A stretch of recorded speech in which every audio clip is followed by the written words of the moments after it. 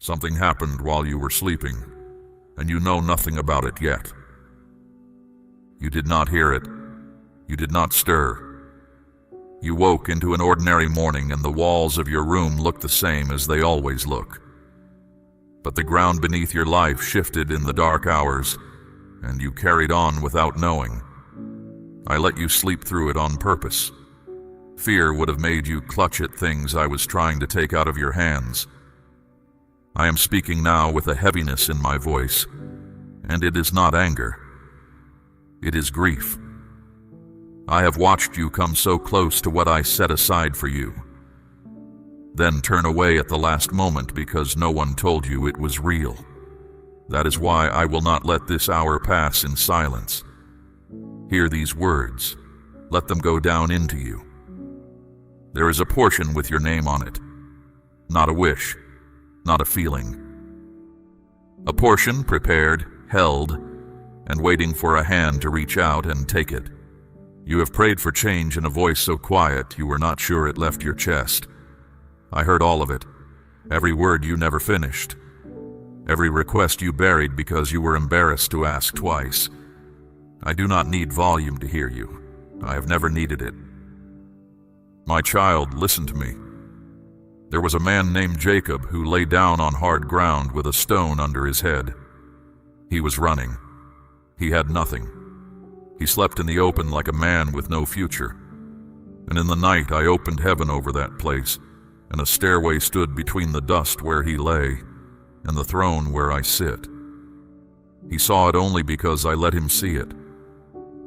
When he woke, he said something I want you to hear in your own mouth today.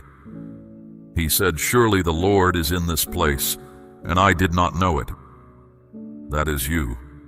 That is exactly you.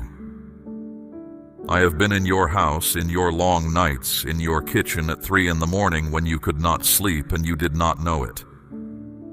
I have been in the rooms where decisions were made about you while you sat outside those rooms with no voice.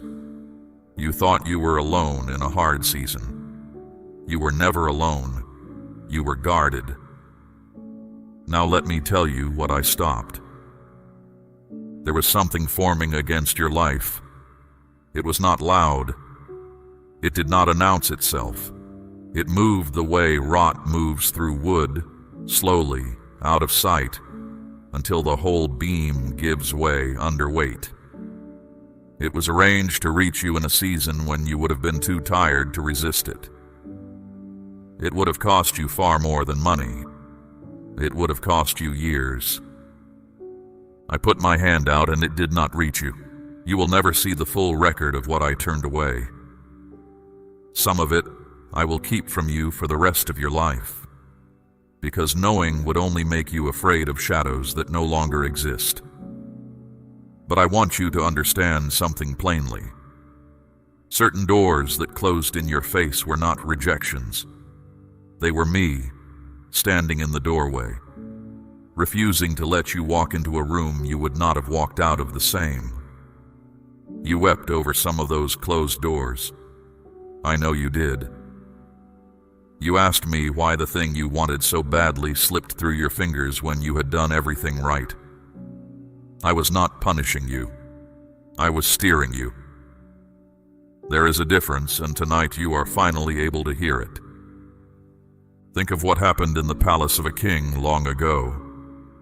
The king could not sleep, not 1 hour.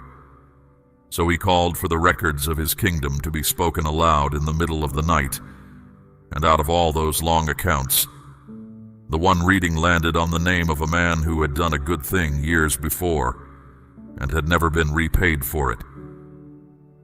That man was asleep in his own bed across the city. He knew nothing. By morning, everything in his life had changed, and he had done nothing that day to cause it. I still work like that. Your name was spoken in a place you have never stood. It was spoken by someone who cannot explain why they thought of you. They felt a nudge they could not account for, and they moved. And what they set in motion is already traveling toward you. That nudge was mine. I want you to sit with that. Someone with more than they need was stirred in a quiet moment to release something toward a person they may never meet. They did not know your face. They did not know what you have survived. They only knew they could not shake the thought, and they acted. This is not luck. Luck has no memory and no aim. What is moving towards you knows exactly where it is going. You have spent years watching other people receive what you were still waiting on, and you built a private theory about yourself out of it. You decided you must be the kind of person things do not happen to. You never said it out loud, you just lived like it was true. And that quiet belief has done more damage to you than any hardship ever did. I am pulling that belief up by the root tonight. My beloved, you are not the exception to my goodness. You never were. You were simply on a slower road, and the slowness had a reason, and the reason is about to make sense to you. There is one thing I need from you now, and it is not perfection. It is attention. Stay awake to this. Some things arrive with noise, and there is no missing them. Others arrive quietly and pass by anyone who is not paying attention. What I am bringing you is the second kind. It will not shout at you. It will come near, and it will wait, and it will need you to recognize it. So do not drift now. Do not let your mind wander back to the tired story you tell yourself about your life. That story is finished. I am telling you a new one, and I am telling it while you are still able to change what happens next. Declare your amen if these words are finding your spirit. There is a weight you have been carrying that you could never name. You have described it to yourself 100 ways. Tiredness, stress, a season, getting older. None of those words were right, and you knew it, because rest did not touch it. You could sleep a full night and wake up already worn out. That was not your body. That was something attached to your path that had no right to be there. It was cut loose in the night. You will feel the difference before you understand it. Something in your chest will sit lighter. A dread you had grown so used to that you stopped noticing it will simply not be there one morning. Do not talk yourself out of that feeling. It is not your imagination playing kind tricks on you. It is the absence of a weight I removed. Some of what I cut loose was a situation. Some of it was a habit. And some of it, my child, was a person. I need you to hear that without flinching. Not everyone who is close to you is meant to travel the whole road with you. Some walked beside you for a stretch and were a real help in that stretch. And I do not erase what they gave you. But the road narrows ahead and they cannot come where you are going. And if you drag them forward, you will both be miserable in the attempt. You have already felt it. A conversation that used to be easy now takes effort. A room you used to enjoy now feels heavy the moment you walk in. You have been blaming yourself for that. You have wondered if you are becoming cold or difficult. You are not becoming cold. You are becoming clear. I am taking the fog out of your eyes, and clear sight is uncomfortable at first. When my servant Elisha stood surrounded by an enemy army, his young helper panicked at what he could see. Horses, chariots, no way out. Elisha prayed one thing only. He asked me to open the young man's eyes, and when I did, the boy saw the hills full of fire and horses and forces that had been standing there the entire time. Nothing on that hillside changed. His sight changed. That is what is happening to you now. Nothing around you has moved. Your eyes have been opened, and now you are seeing what was always there. You are going to see some things you would rather not see. A motive behind a kindness. A pattern in someone you excused for years. A place you kept returning to that was quietly costing you. This is not me making you suspicious. This is me making you wise. You cannot protect what you cannot see, and I am finished letting you be robbed in the dark. State, I trust you if you are ready to see clearly. Do not chase after what is leaving. That is the instruction I want you to hold most tightly in the coming days. When something loosens its grip on your life, your first instinct will be to grab it back. You will want to send the message, make the call, repair the thing that is coming apart. Sit on your hands. Let it go. What is falling away from you now is not falling because you failed. It is falling because it cannot hold the weight of what is coming, and I would rather it break now, empty, than break later while you are standing under it. I have never taken something from you without preparing something better. Not once.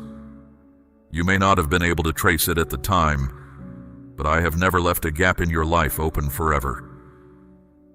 Think of the woman who had nothing left but a little oil in a jar and a house full of debt collectors at the door.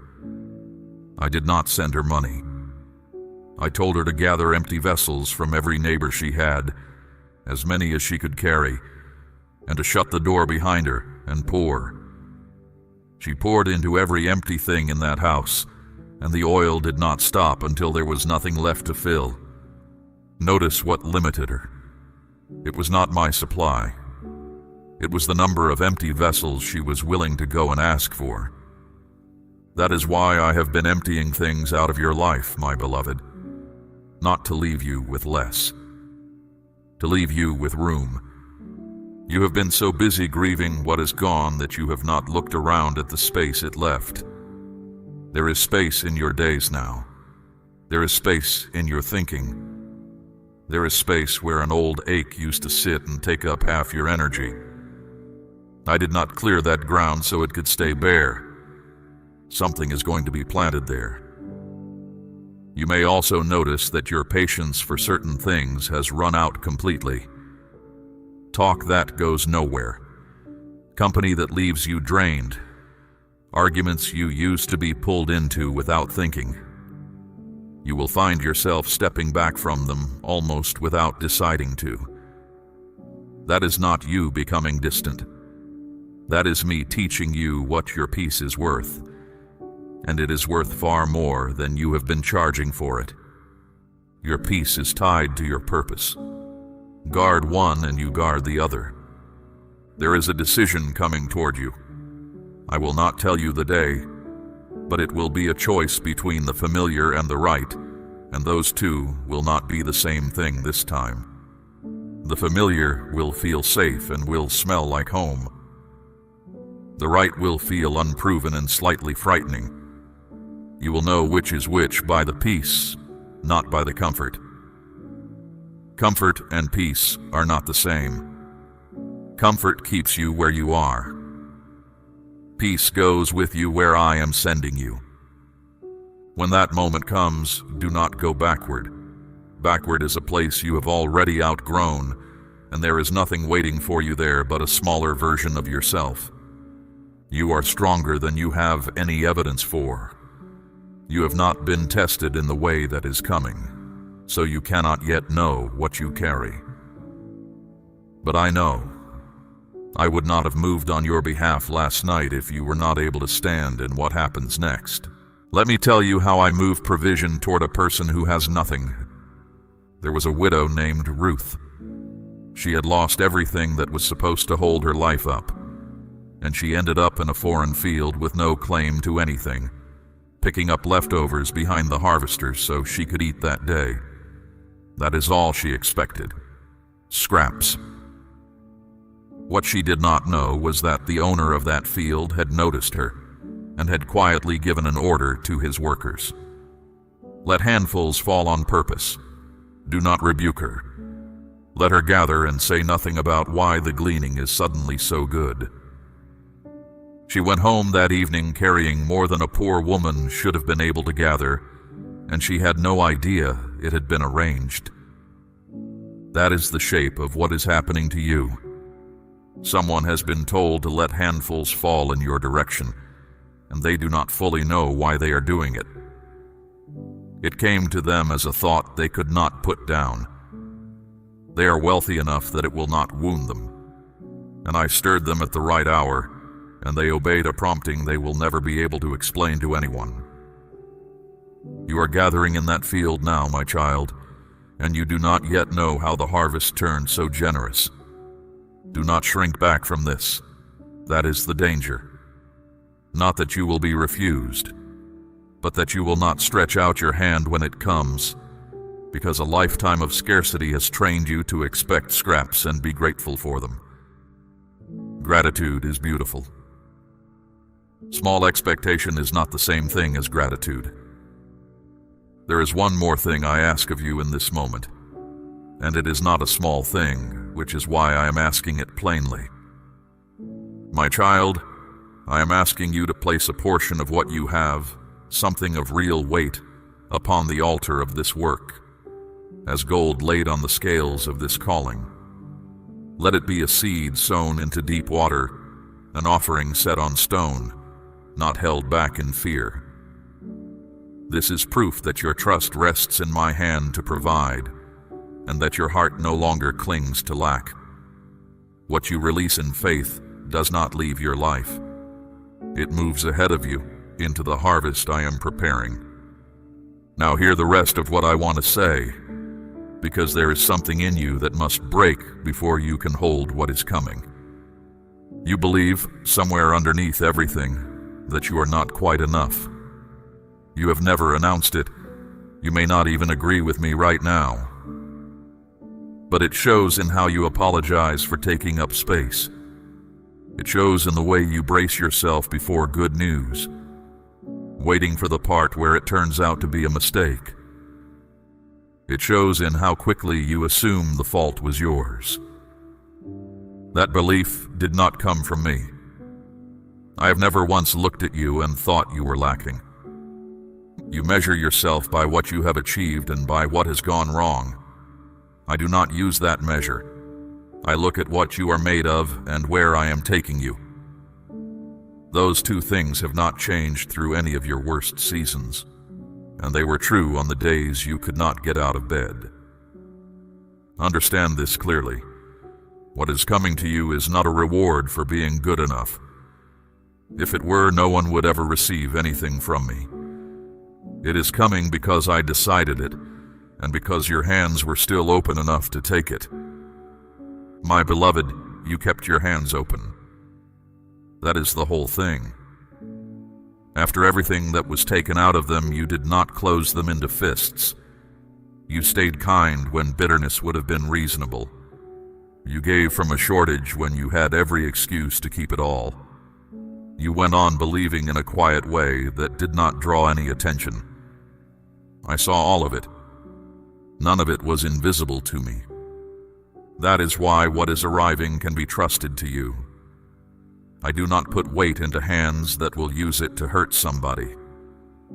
I know what you will do with more because I have watched what you did with almost nothing. There is a reason this did not come to you 5 years ago.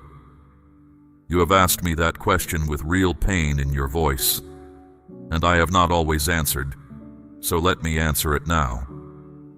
5 years ago, you would have received it, and you would have spent it trying to fix things that were never going to be fixed by money.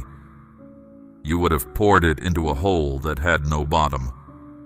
It would have been gone in a season, and you would have been left with the same ache and less hope. You are not that person now. The difference is not that you became impressive. The difference is that you learned what actually holds and what does not. And you learned it in a hard classroom, and now you cannot be talked out of it. Do not despise the years it took. They cost you a great deal. They also built something in you that cannot be bought or hurried. You have also gained something you may not have noticed. You can tell now when something is wrong. Before you had to be shown, usually painfully, usually too late. Now you feel it early. A conversation that seems fine, but is not. An opportunity that looks right but sits badly in your spirit. That instinct is not nerves. It is knowledge, paid for at a high price. and I intend for you to use it. So when the good thing comes and it sits well in you, do not treat that peace as suspicious. You have been so long on guard that you have started to distrust ease itself. Not everything gentle is a trap. Some things are simply mine. You think you are behind. You are not behind. You are covered. There is a difference between a life that is running late and a life that is being held on purpose, and from the inside they feel identical. Both feel like standing still while everyone else moves. Both feel like watching a door open for someone who did not want it as badly as you did. I understand why you drew the conclusion you drew, but you were not late. You were guarded from arriving too early. Look at Joseph, a young man with a word from me about his own future, and within a few years he was sold by his own family, carried into a foreign country, lied about by a woman who wanted him ruined, and locked in a prison cell for a crime he did not commit. Then he helped a fellow prisoner, and that man walked free and forgot him completely. 2 more years passed in that cell. 2 years of a man who had been promised something, sitting in the dark, forgotten by the one person who could have spoken his name. Then a king had a dream that no one could explain, and suddenly the forgotten man was the only one who could help, and he was pulled out of that cell and set over a nation in a single morning. 2 years earlier, the position did not exist. There was nothing to be released into. The delay was not me losing track of him. It was me holding him at the door until the door was there. You have had your own 2 years, perhaps longer. You have watched a season come and go where nothing you tried gained any ground, and you begged me for a reason, and I stayed quiet. I was not quiet because I was absent. I was quiet because there was nothing I could have told you then that would have helped you. You would have used the information to try to hurry me. There was also a boy called out of a field, anointed with oil in front of his own brothers, told plainly that he would be king. And then, my child, he went straight back to the sheep. No throne, no palace. Years of running for his life through caves and wilderness with a crown promised and nothing in his hands. The anointing was real the whole time. The waiting did not cancel it. Some of what you were promised is still true, even though nothing about your circumstances confirms it. I want to correct something you have believed about your losses. You have counted certain events as failures, and they were not failures. They were exits I built into the road so you could leave a path that was heading somewhere I did not want you to arrive. That job you did not get. You have replayed it, wondering what you said wrong. You said nothing wrong. That place would have consumed years of your life and given you very little in return, and I closed it before you could sign anything. That relationship that ended, you have carried the ending like proof of some flaw in you. There was no flaw. There was an incompatibility with the direction of your life that you could not have seen from where you were standing.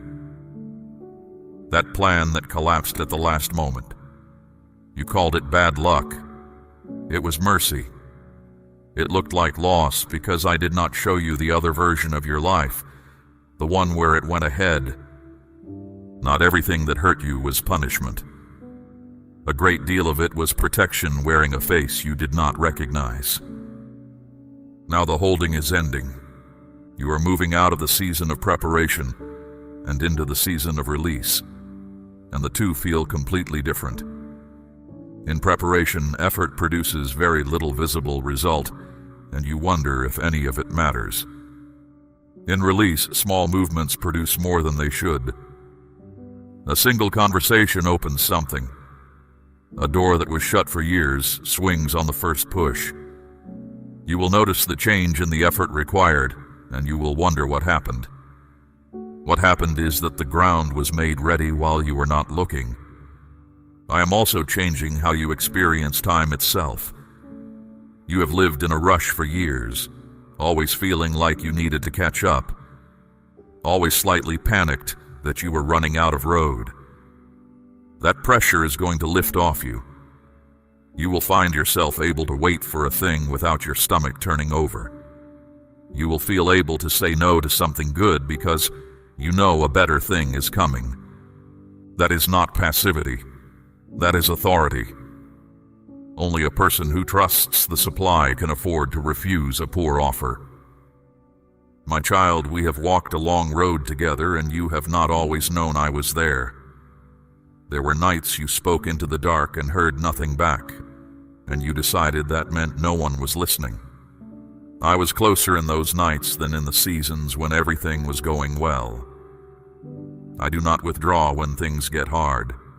I only get quieter, because that is when you actually listen. I want you to look back over the last few years with different eyes now.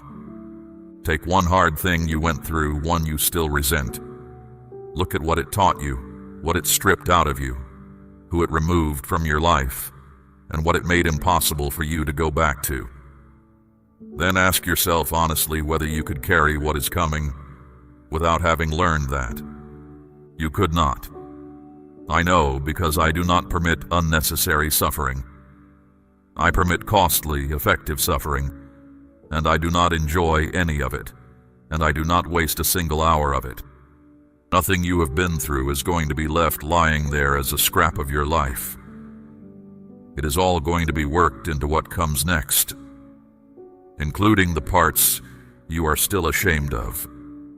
You will look back at this stretch of road one day and you will not be able to find the wasted part. You will look for it and it will not be there. There is a calm coming into you that will not make sense given your circumstances.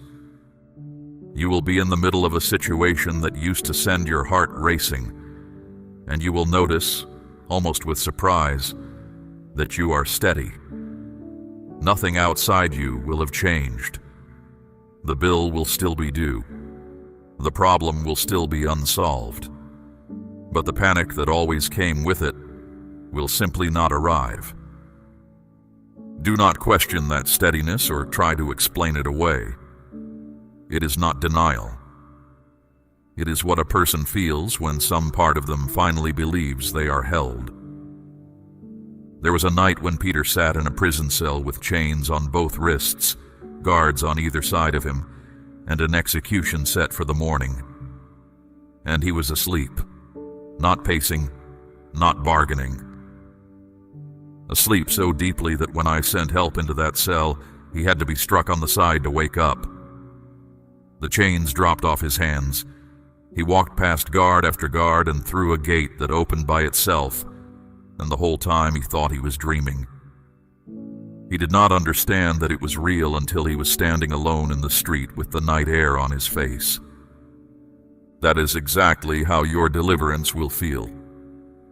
You will not experience it as a triumphant moment. You will experience it as something you are half sure you are imagining, and only later, standing in the open with the door behind you, will you understand what actually happened. So do not wait for a sign large enough to remove all doubt. That is not how I usually work. I work in chains falling quietly at night while everyone who wanted you finished is asleep.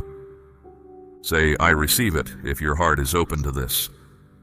Your priorities are being rearranged, and you are already feeling it. Things that used to sit at the top of your list have slid down it. Concerns that once consumed whole weeks of your thinking now seem oddly small when you look at them.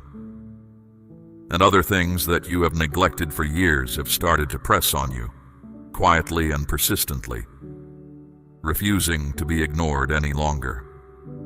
That is not indecision. That is me reordering what matters, from the inside, without argument. You are also going to become far less interested in being understood. This is one of the great releases of the season you are entering. You have spent years explaining yourself, defending your choices, softening your decisions so that other people would be comfortable with them. That habit is going to fall away. Some people around you will not understand what is happening to you. They will notice you have gone quieter in some places and firmer in others. They will ask what has changed, and you will not have a good answer for them, because what happened to you happened in a room they were not in. You do not owe anyone the full account. Some things I show you are for your feet only, not for the crowd. Listen for the peace, my beloved. That is the marker I have given you, and it is reliable. When you are trying to decide between two paths, do not weigh which one is more impressive or which one others would approve of. Notice which one lets you breathe, not which is easier, which is quieter in your spirit. Excitement can be manufactured by pressure and by fear. Peace cannot be faked in you.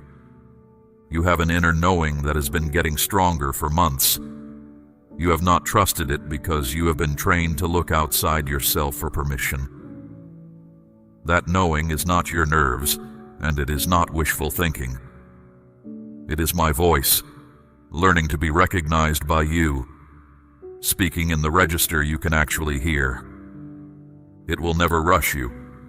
It will never shame you. It will never come with panic attached.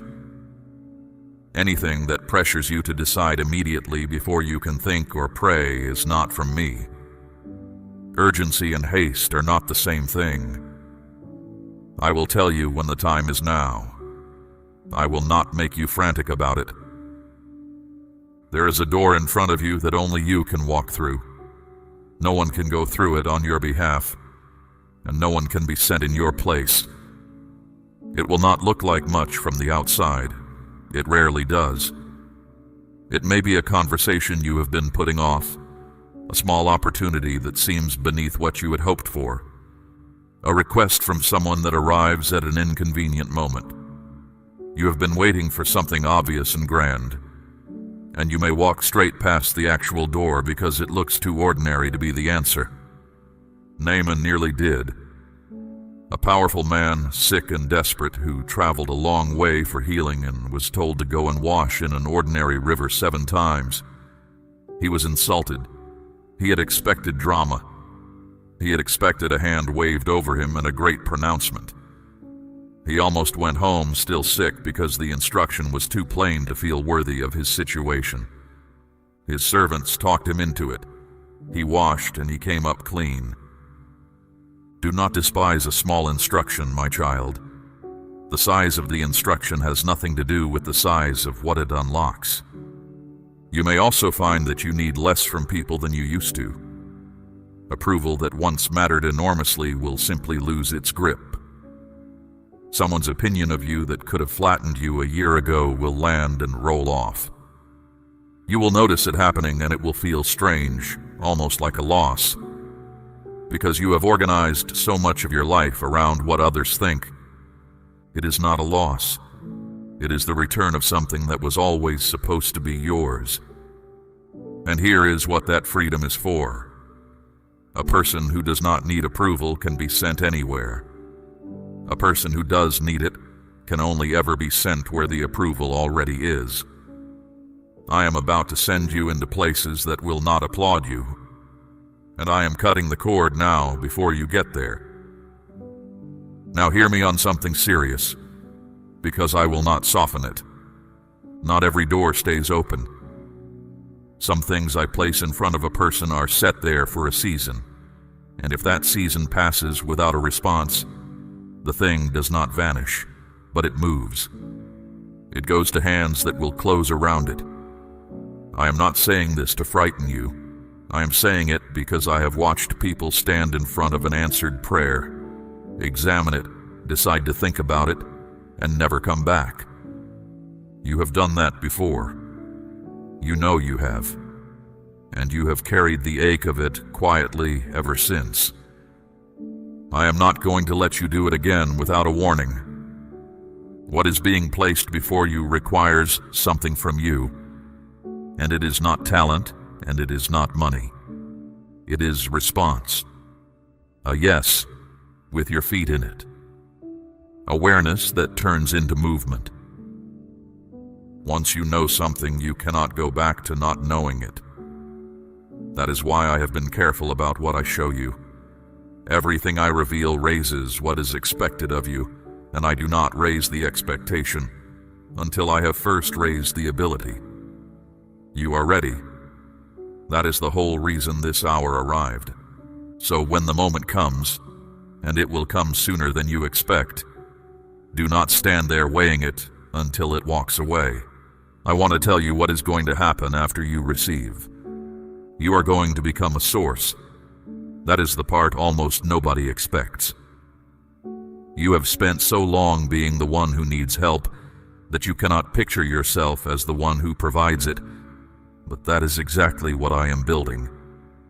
What I bring into your hands is not going to stop with you. It will move through you and out into the lives of those you love, and further than that, into lives you will never hear about. That is how I have always worked. I do not fill a person up so they can sit there full. I fill them so they overflow onto everyone standing nearby. Think of Isaac. There was famine in the land, real famine, and I told him not to leave and to sow into that dry ground anyway. Everyone around him was conserving, hoarding, holding what little they had. He planted in a year when planting looked like madness. And that same year he reaped 100-fold in the middle of a famine on ground that was giving nothing to anyone else. The harvest was not about the soil, it was about the obedience. You have people you carry in prayer. I know their names. I know the ones you mention aloud and the ones you cannot say without your voice breaking. Hear me clearly. What I am doing in your life is going to reach them. Not by your striving, by overflow. You have tried to save some of them by force, and it has exhausted you and changed nothing. You were never given that job. You were given the job of being so evidently held that they cannot explain you. That is the thing that will reach them. Not your argument, your steadiness. There is a woman in my book who was down to a handful of flour and a little oil, gathering sticks to cook one final meal for her household before they starved. And a prophet arrived and asked her to make a small loaf for him first. It was, by any human measure, an outrageous request. She did it. And the flour in the jar did not run out, and the oil did not fail day after day, all the way through the famine. She was not rewarded for having plenty. She was rewarded for releasing in a moment when releasing made no sense. You have that same instinct in you. I have seen you give when you could not afford it. That instinct is why you can be trusted with more, and it is why more is on the way. Let me also address the fear underneath all of this, the one you have not put into words. You are afraid that it will come and then be taken away, that you will let yourself hope and get it and lose it, and be worse off than if you had never had it at all. That fear was built in you by real experience, and I am not going to mock it. But I want you to notice what that fear is actually protecting. It is not protecting your peace. It is keeping you small, refusing you every good thing in advance so that nothing can ever be lost. That is not safety. That is a slow surrender dressed up as wisdom. I am not bringing you something fragile. What I am establishing in your life is meant to hold. It is not a burst of good fortune that will burn out by the end of the year. It is a foundation laid slowly in ground no one could see, which is exactly why it took so long. Anything I build quickly, I have to rebuild.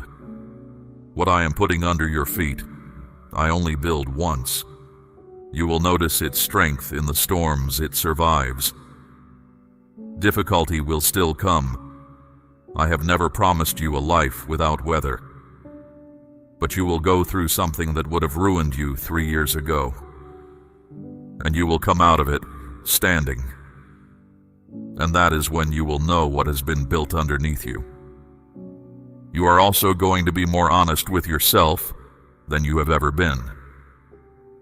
You have avoided looking directly at certain things in your own life, certain habits, a certain resentment you keep feeding, a certain corner of yourself you have decided is simply how you are.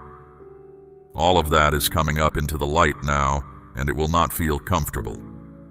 Do not brace against it. I am not exposing those things to shame you. I am exposing them because I intend to heal them, and I cannot heal what you and I are both pretending not to see. So let me tell you how this ends, because you have been bracing for the catch and there is no catch. You're going to wake up one ordinary morning some months from now and notice that the fear is gone. Not managed, not talked down, gone. You will make your coffee and stand in your kitchen and realize that the tightness you have lived with for years is not in your chest anymore. And you will not be able to say exactly when it left. That is the day you will understand what happened while you were sleeping. You will look back at this hour and recognize it as the turn. Not because anything dramatic occurred, but because this is where you stopped bracing and started expecting. I am restoring things you had privately given up on. There are matters you removed from your prayers because it hurt too much to keep asking. You did not stop believing I could do it. You stopped believing it was for you, and you quietly took it off the list to protect yourself from disappointment. I know exactly which ones. Put them back. I am not limited by how long a thing has been broken. Time does not decay my ability. Something can sit ruined for 20 years and be restored in an afternoon, and the 20 years will not have made it harder for me, only sweeter for you. There will be a reunion you did not think possible. There will be a door you watched close and heard lock, and it will open, and you will stand in front of it, unable to move for a moment, because part of you had made peace with never seeing it again. You will also be given back some of what was taken, not always in the same form. Sometimes I return a thing, and sometimes I return what the thing was supposed to give you, which is usually better and always lasts longer. My beloved, hear this. You are not fragile. You have been told a story about yourself in which you barely survive things, and it is not true. You have not been barely surviving. You have been carrying loads that would have broken most people, without applause, without help, and without stopping. You have never once seen yourself accurately. From where I stand, you look nothing like the picture in your head. The one you see is tired and behind and always slightly failing. The one I see has been faithful in the dark, where no one was watching and there was no reward for it, which is the only place faithfulness can actually be tested. And I have not forgotten a single day of it. Now walk forward, not carefully, not braced, not with one hand behind you holding the door frame. Walk forward like someone who is expected somewhere. The season of holding on is finished.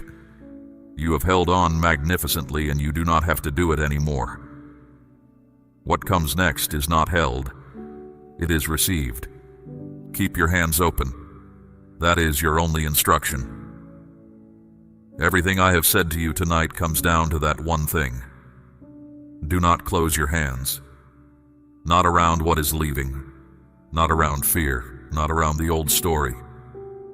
I will handle the timing. I will handle the people. I will handle the supply and the door, and the ones who thought they had the final word over your life. None of that is your work. Your work is to stay awake and to keep your hands open. There will be days ahead when none of this feels true. You will have a hard week and the old dread will come back and sit down in its old chair like it never left. When that happens, do not panic and do not treat it as evidence that I lied to you. A returning feeling is not a returning fact. Let it pass through. It has no authority here. On those days, remember this hour. Remember that something moved on your behalf while you slept and asked nothing from you but attention. I am not far off. I am not distant, watching from a height, deciding whether you have earned my involvement. I am here close enough to hear the things you cannot say, and I have been here through every year you thought you were handling it alone. You were never handling it alone. You were being carried on the days you thought you were dragging yourself. The heaviness lifts from here. The confusion clears from here. The provision moves toward you from here.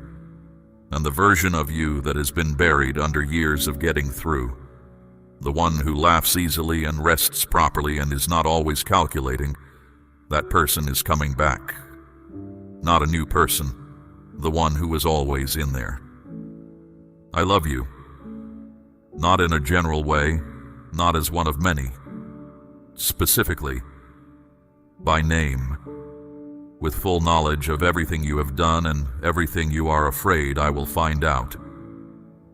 There is nothing left to hide from me and nothing left to earn. So lift your head, my child. The night is over. The thing that was set against you was stopped before it touched you, and the thing prepared for you is already on the road. All that remains is for you to be the kind of person who is looking up when it arrives. Be looking up, and when it comes, and you are holding in your hands the very thing you had stopped asking for, do not spend that day wondering whether you deserve it. That question has already been settled, and it was never yours to answer. Just receive it, and let your face be glad, and let the people around you see what happens to a person who kept their hands open in the dark. Say, yes, I am ready, if you are walking forward with me from this day. We run on viewer support only. For exclusive member-only content, scan the QR or see the pinned comment. God bless you.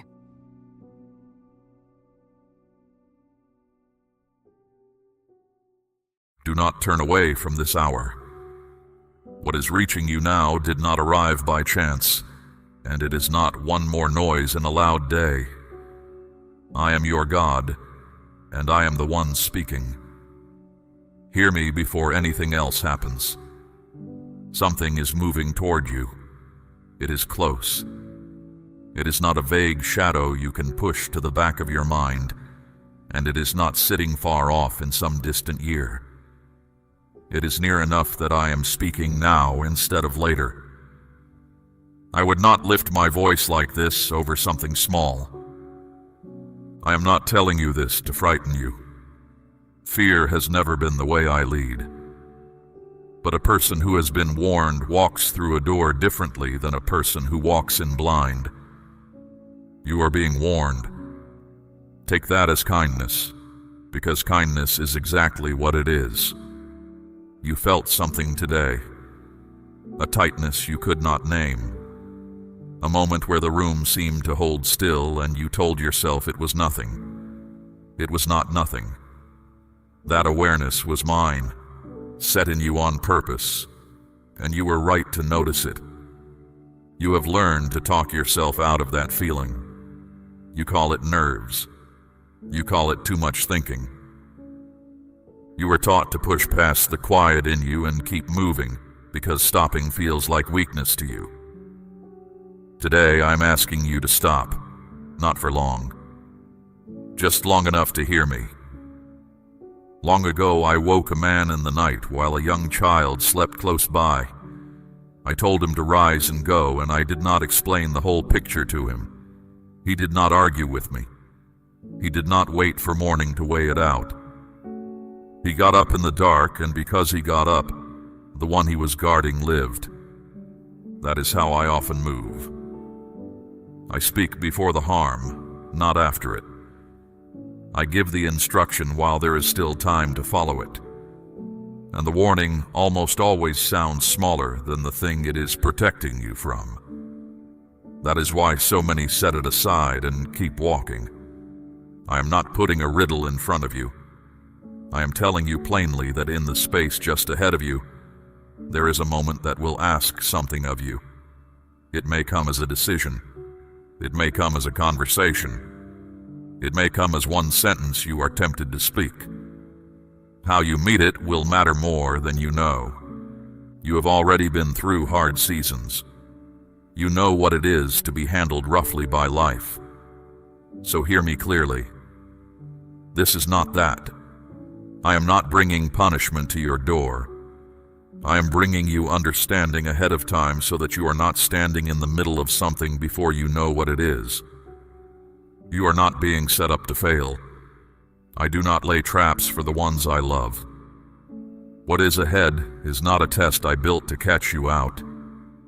It is a place in the road where the ground is uneven, and I have chosen to walk it beside you rather than leave you to walk it alone.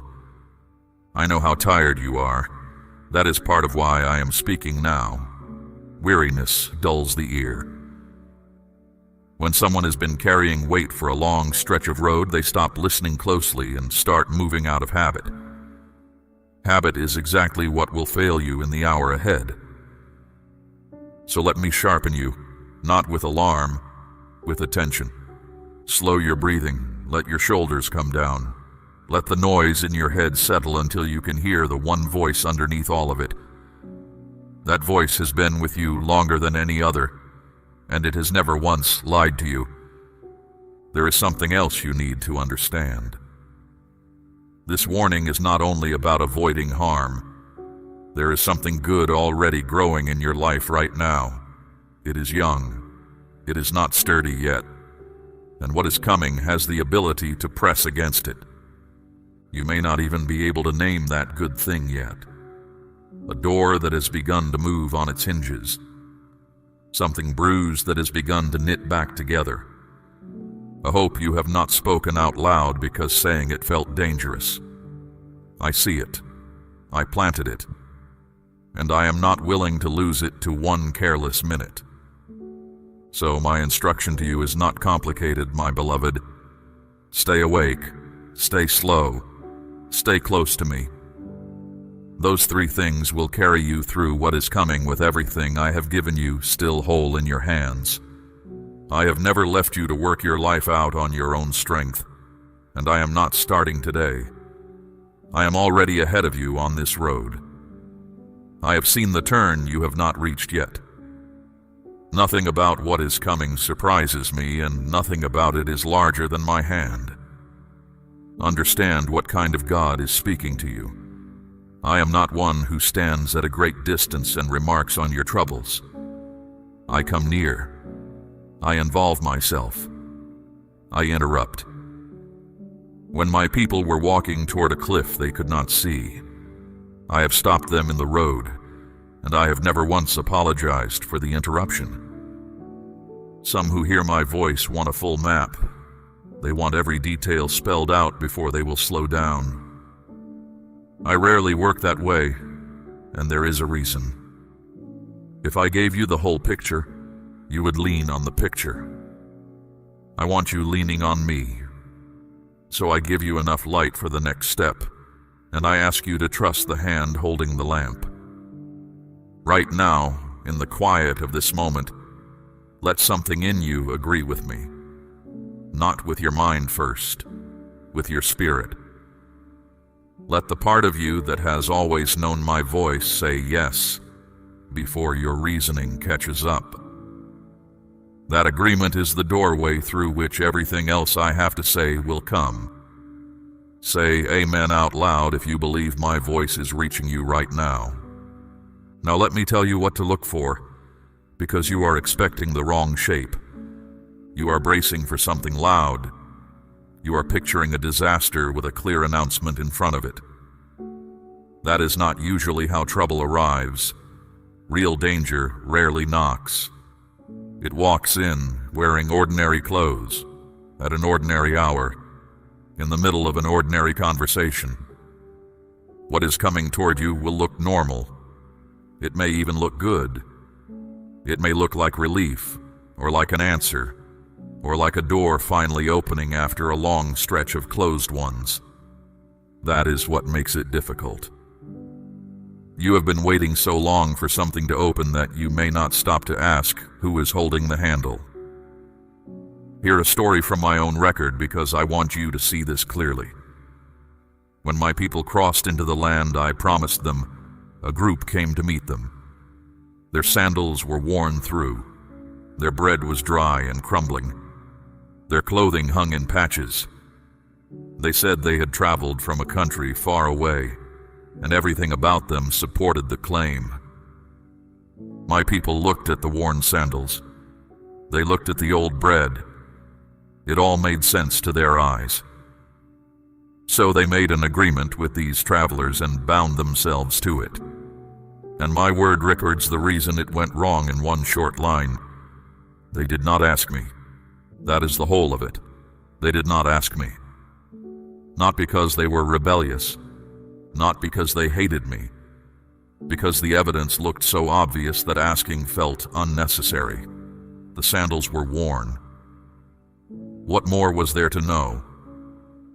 The neighbors were not from far away at all. They lived a short walk from the camp. The worn sandals were a costume.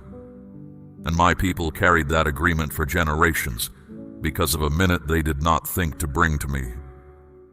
I am telling you this because in the hour ahead, something is going to look obvious to you. The evidence will seem to line up. Your reasoning will move fast and arrive at a comfortable conclusion. And in that moment, the question will not be whether you are clever enough. The question will be whether you asked me. So ask me, my child. Out loud if you must. Even 4 words will do. Even a breath in my direction while you are standing there deciding. I am not hard to reach and I am not slow to answer when the answer is urgent. Understand something about the word familiar. You treat familiar as though it means safe. It does not. Familiar only means you have met it before. There are patterns in your life that have come around more than once, wearing a slightly different face each time, aiming at the same soft place they always aim at. You know the pattern, I mean.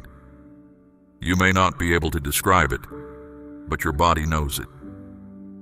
There is a certain kind of person, or a certain kind of offer, or a certain kind of pressure that has cost you before. It is circling back, not to finish you, to find out if you have changed. You have changed. That is the part you keep forgetting. You are measuring yourself against who you were the last time this came around, and that measurement is out of date. Something in you has been strengthened since then. Today you will meet the same pattern with a different person standing inside your name. Now let me speak about your mouth because this is where the greatest risk sits. In the hour ahead you may feel a strong pull to speak. Something will be said that lands wrong.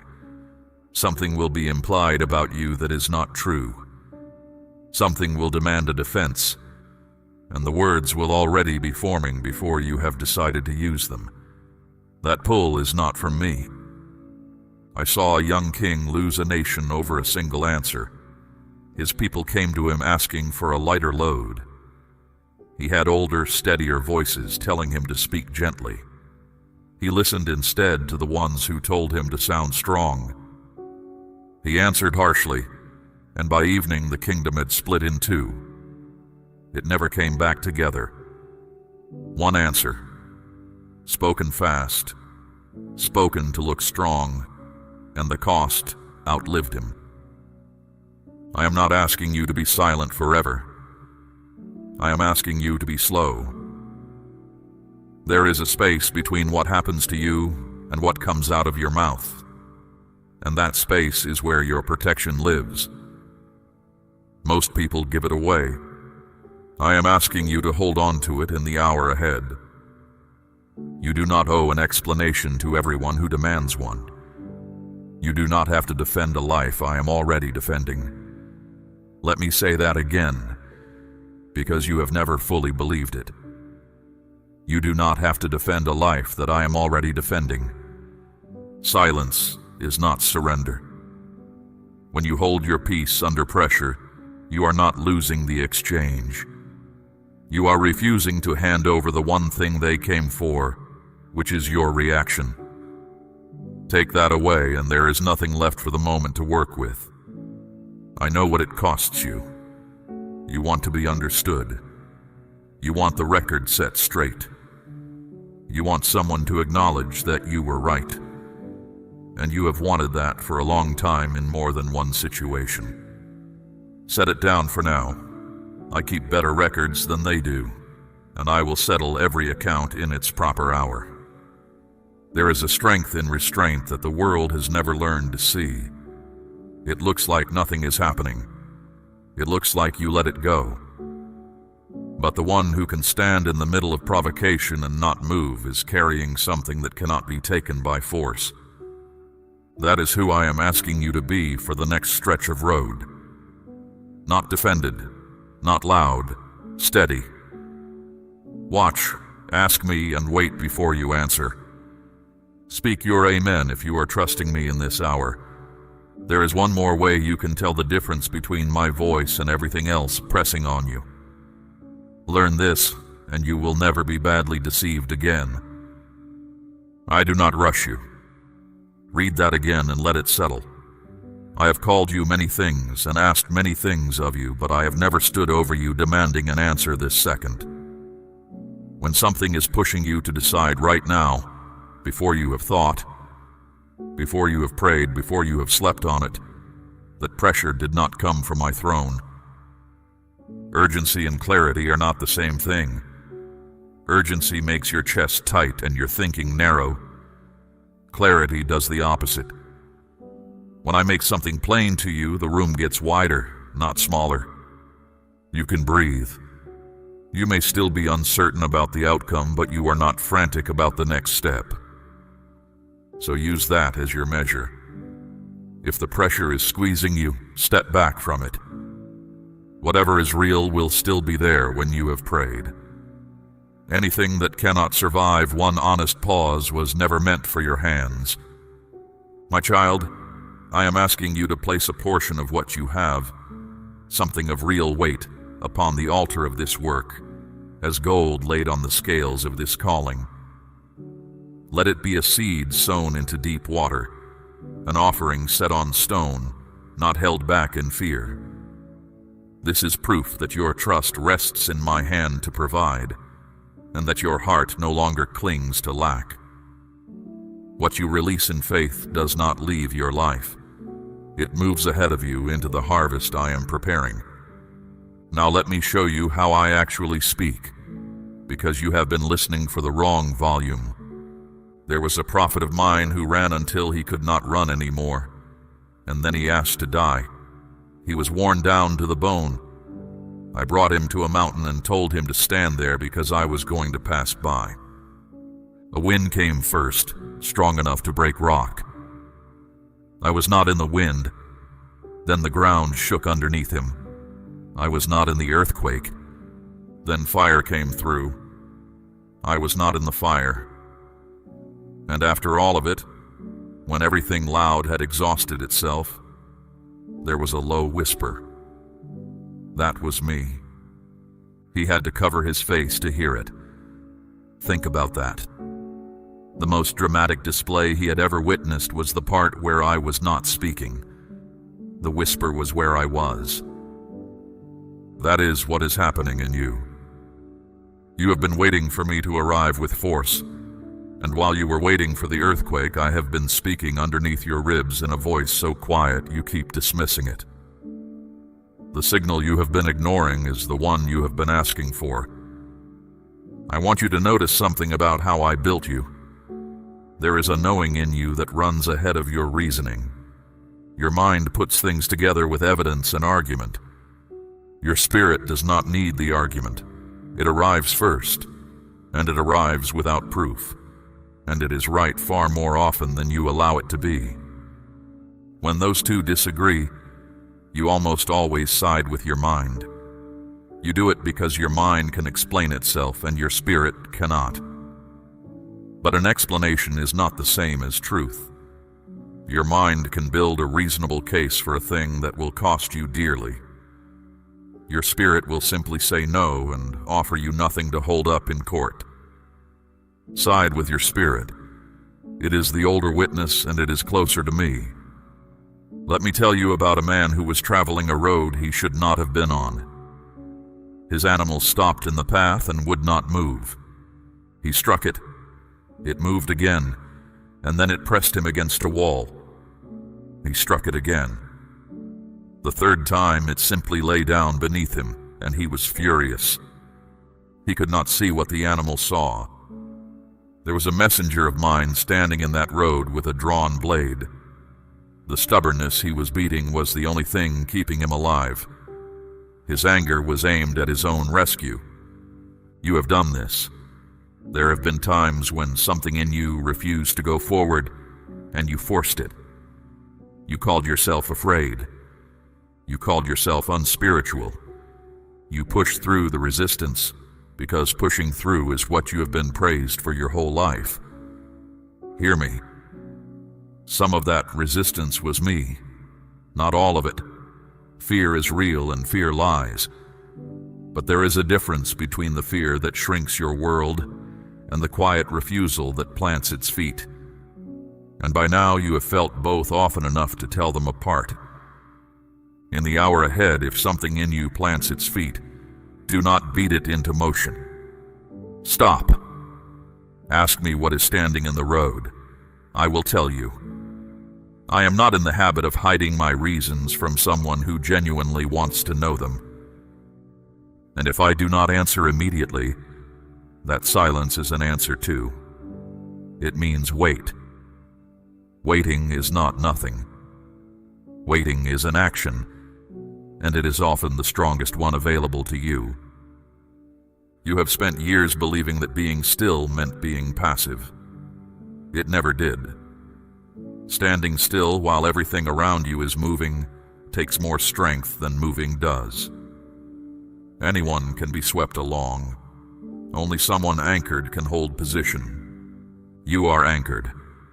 I set that anchor myself, deeper than you can see from where you stand. That is why the pressure of this hour will move things around you without moving you. I told you there is something good already forming in your life. I want to spend time on that now, because protecting it is half the reason I am speaking.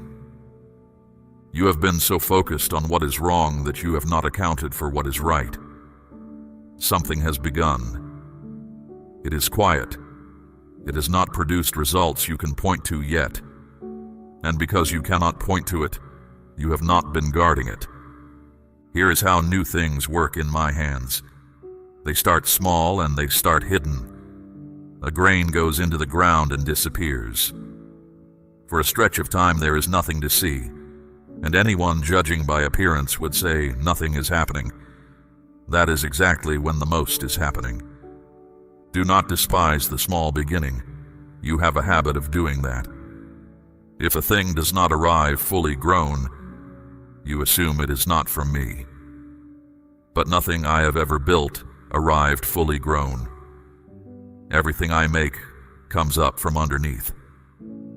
Let me tell you about a woman who was out of options. Her household was in debt and the collectors were coming for the two people she loved most. She had nothing left in the house but a single small jar with a little oil in it.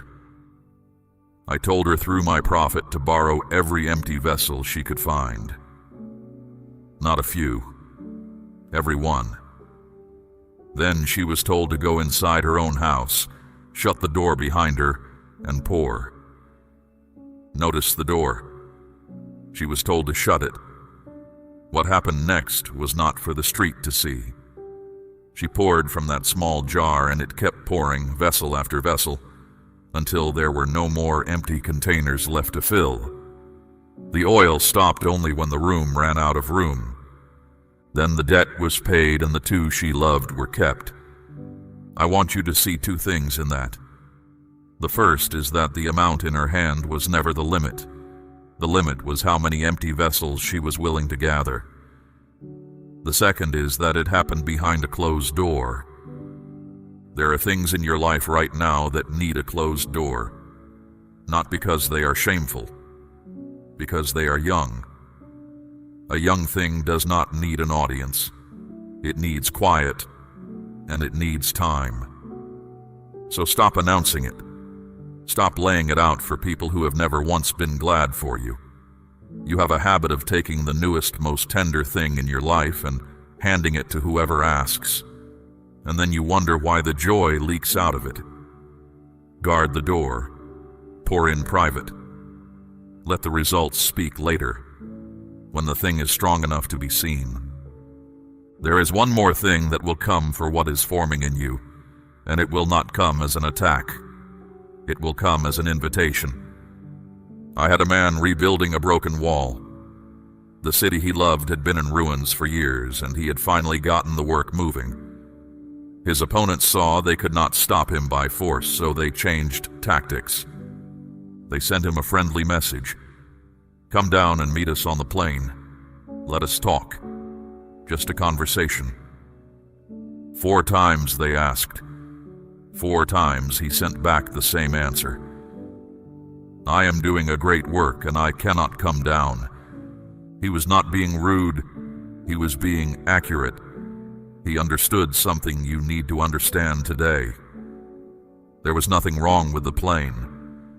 The problem was that he was on the wall, and the wall was where the work was, and every step down was a step away from it. You're going to be invited down. Something will present itself as reasonable, harmless, even overdue. A conversation you should have. A situation you should address. A person you should finally deal with. And it will all sound so sensible that refusing will feel like avoidance. Ask one question. Does this take me up, or does it take me down? Not whether it is fair. Not whether they deserve an answer. Whether it moves you toward the work I have given you, or away from it. You do not have to attend every meeting you are called to. You do not have to answer every accusation. You do not have to descend to the level of every argument in order to prove that you could have won it. Stay on the wall. I know this is hard for you because you were raised to be reachable. You answer, you show up, you explain. Being unavailable feels to you like being unkind, but there is a season for open hands and a season for a closed door. And I am telling you plainly which season you are in. The ones who love you will still be there when the wall is finished. The ones who only wanted you off the wall will lose interest, and their leaving will teach you something you needed to learn anyway. Let me speak to the tiredness now, because I know the door and the wall both take strength you feel short of. You have been holding a great deal together with very little help. You have been the steady one in rooms where no one asked whether you were steady. And you have started to believe that if you stop holding, everything falls. That is not true. I am the one holding. You are leaning against something that does not depend on your grip. You may loosen your hands without the world coming apart, and you may rest without losing your place. So rest tonight.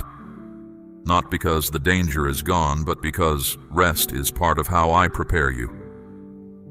A tired person makes hasty choices. A rested person waits well. I would rather you meet the hour ahead unhurried and clear than exhausted and impressive. What is forming in you is worth this care. I would not warn you over something disposable.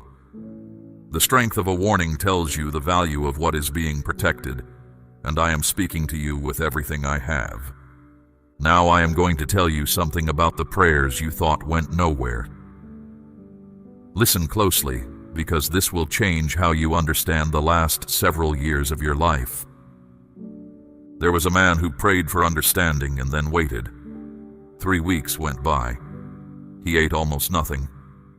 He stayed in that posture day after day with no reply, and by the end of it he was worn thin and beginning to wonder whether he had been speaking into an empty sky. When the answer finally reached him, it came with an explanation he had not expected. He was told that his words had been heard on the very first day, not the 20th, the first. The reply had been sent immediately, and it had met resistance on the way. Sit with that, my child. He had spent 21 days believing he had not been heard, and he had been heard within the hour. What he interpreted as my absence was a contested road. There was pressure against the answer, not against the asking. And when the resistance held too long, I sent the captain of my own host to break through it, and the message arrived. I am telling you this because you have your own count of days. You know exactly which prayer it is. You stopped bringing it to me because bringing it up again hurt more than leaving it alone. You decided the silence meant no. The silence did not mean no. Some of what you asked me for has been in motion the entire time, moving through ground you cannot see, against pressure you were never asked to fight. You have been judging the whole matter by the only part of it that was visible to you, which was your own waiting room. Do not build your understanding of me out of what you can see. You are looking at one small window and drawing conclusions about the whole house. There was a servant of my prophet who woke early one morning and looked out over the city. It was surrounded, horses, chariots, soldiers on every side. He ran back inside in a panic, asking what they were going to do. The prophet was not alarmed. He asked me to open the young man's eyes. And when they were opened, he saw the hillside above the enemy filled with horses and chariots of fire. The help had been there the whole time. It had been there while he panicked. Nothing changed in the field that morning except what he could perceive. That is your situation more often than you know. You have counted the opposition carefully and never once counted what stands on the hill. You are precise about your problems and vague about my resources. So you live braced when you could live steady. There have been nights in your life when something turned in your favor and you never learned why. A situation that should have crushed you simply lost its momentum. A person who was determined to harm you moved away or moved on. A threat came right up to your door and then stopped there. You called it luck. You called it a close call. It was not either of those. I have settled entire matters in a single night before, and the ones who woke in the morning found the field changed without a sword being lifted by the people I was defending. I do not need you to fight what I have already handled. I need you to stop rehearsing a battle I have finished. Now hear something about those who have set themselves against you. There was a man in a palace who built a structure meant to destroy someone he hated. He measured it. He had it made high enough that the whole city would see it. He went to bed satisfied, and by the end of the following day, the thing he had built was used on him instead. I did not need to construct anything to answer him. He had already done the work himself. That is very often how it goes. Malice is a poor builder. Given enough time, it collapses inward on the one who made it. And I do not have to lift a hand to arrange that. So take your attention off them. You have given years of thought to people who no longer deserve a single minute of it.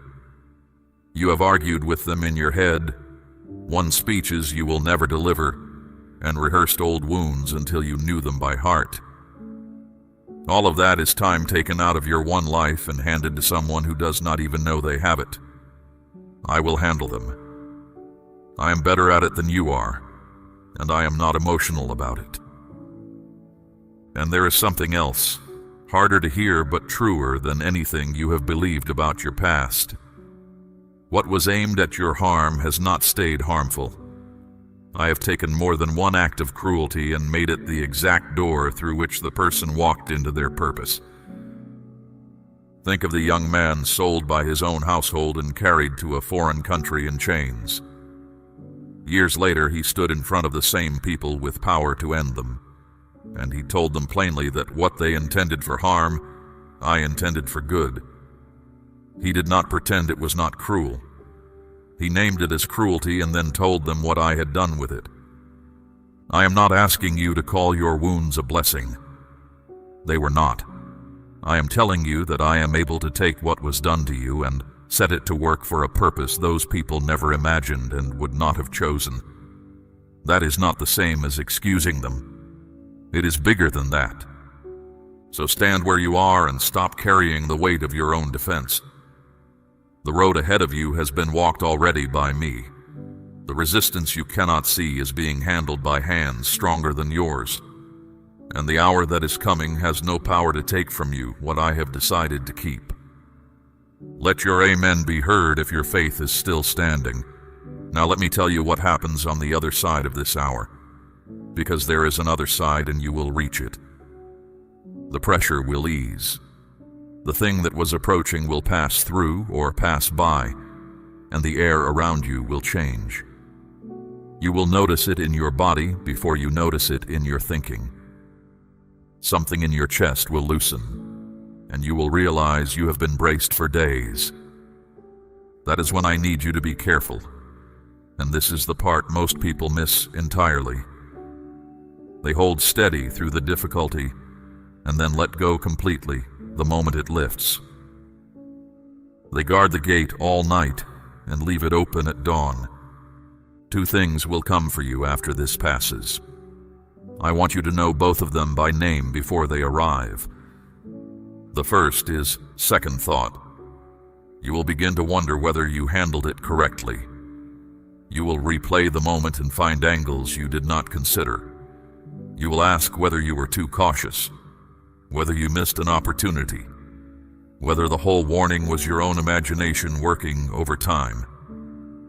Understand where that comes from. It is not from me. I do not bring you through something with clarity and then hand you confusion about it afterward. When I correct you plainly, and you know exactly what I mean. What arrives as a fog of doubt over a decision you made in obedience did not come from my throne. You handled it. Let that be finished. The second thing is stranger, and it catches people who are otherwise strong. You will feel a pull back toward the very thing you stepped away from. It will not feel like rebellion. It will feel like curiosity. A small wondering about what would have happened. A quiet sense that maybe you were too harsh. Maybe there was more there. Maybe you should reach out one more time just to see. That pull is the oldest trick there is, and it works because it does not feel like danger. It feels like an open question. I brought a whole people out of a land that had ground them down for generations. Within weeks they were talking about the food. They remembered cucumbers and melons and onions and garlic. They spoke about that place with something close to longing, and they had wept there their entire lives. That is what familiarity does to memory. It edits, it keeps the taste and deletes the chains. So when your mind starts serving up a warm version of something that cost you dearly, know what is happening. You are not remembering. You are being recruited. Do not go back, my beloved. What you stepped away from was not a mistake to correct. It was a door closed on purpose, and I closed it with you. Now hear the good part, because I did not bring you through a narrow place just to leave you standing in it. When you refuse something that was not yours, a space opens. You will feel that space, and you will not like it at first. Emptiness makes you nervous. You are used to full hands, even when what filled them was hurting you, and an open space feels like a problem to solve. It is not a problem, my child. It is a room I am preparing. So do not rush to fill it. This is my clearest instruction for the days just ahead. Do not take the first thing that presents itself simply because standing in an open room is uncomfortable. What is coming to fill that space is better than what left it, and it is not in a hurry because it does not need to be. Let me be specific about what I am moving toward you. There is provision that has been held in the wrong hands, and I am moving it.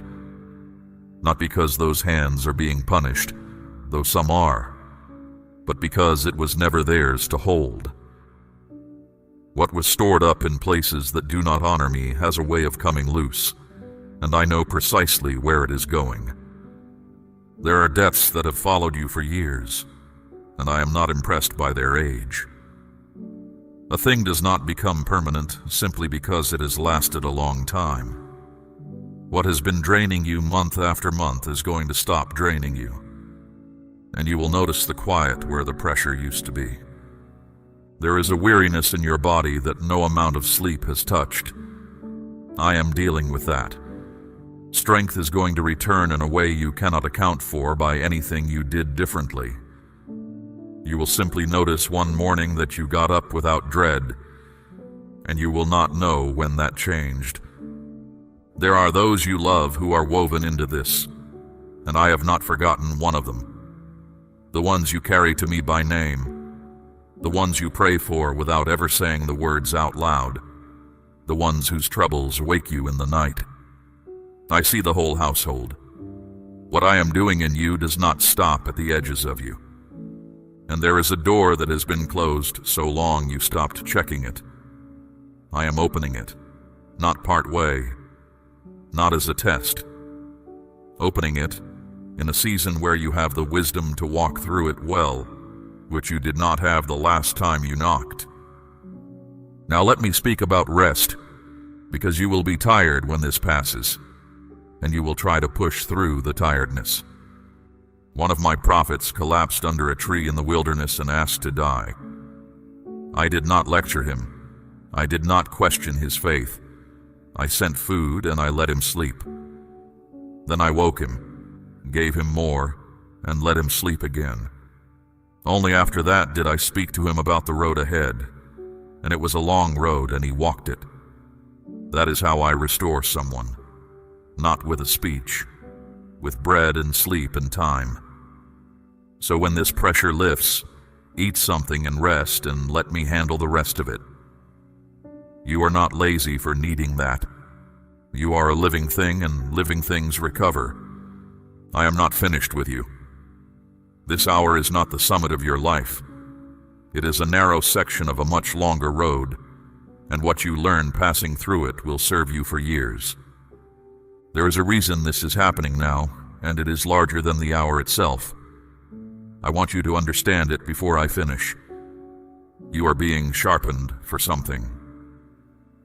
The awareness I am asking of you today is not a one-time requirement for one difficult afternoon. It is a skill, and I am teaching it to you now because you are going to need it later, in a season where more depends on your judgment than depends on it today. There was a boy who slept in my house as a servant. He heard a voice in the night and assumed it was the old man he worked for. He got up, went to him, and was sent back to bed. It happened again and again. 3 times he heard me, and 3 times he ran to a human being. He was not stubborn. He simply did not know the sound of my voice yet, and no one had taught him. Finally, the old man understood what was happening and told the boy what to say. So when I called the 4th time, the boy answered, "Speak, for I am listening." From that night forward, he never mistook me for anyone else, and he heard me for the rest of his long life. Everyone who hears me clearly was once someone who did not. There was a stretch of years where you were running to the wrong doors with my voice in your ears. Those years were not wasted. That was how you learned the difference. And today, when I speak, you know. You may argue with it, but you know. I want to show you one more thing, because it tells you what kind of God has been arranging your steps. There was a man praying on a rooftop in the middle of the day, and I gave him something to see that unsettled everything he had been taught. At the same hour, in another town, a foreign officer who had never belonged to my people was also praying, and I spoke to him too. Neither knew about the other.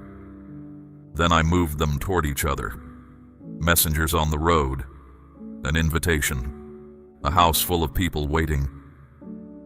And when the two finally stood face to face, the man from the rooftop said the thing I had brought him there to understand, that I show no partiality, that there is no one outside the reach of what I am doing.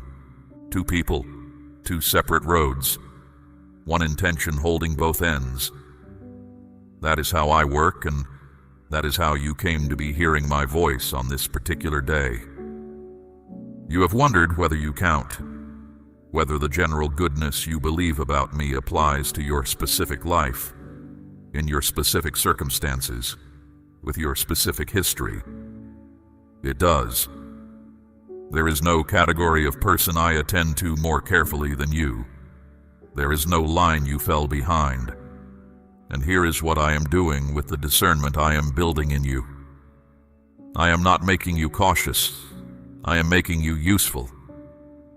There was a moment in one of my prophets' lives where he stood in my presence and heard me ask a question aloud. Whom shall I send? Who will go for us? He was not chosen for being flawless. He had just admitted he was not. He answered anyway. Here I am. Send me. That question is still being asked, and you are in the room when it is asked. What you are learning in this narrow hour, the pausing, the asking, the refusing to be hurried, is not only for your own protection. There are people around you who are about to walk into decisions with no one to steady them, and you are going to be the steady one. You know how it feels to be unwarned. That is exactly why you will recognize it in someone else's face. What you are passing through is making you the person you needed when no one was there. So carry this forward, not as fear, as attention.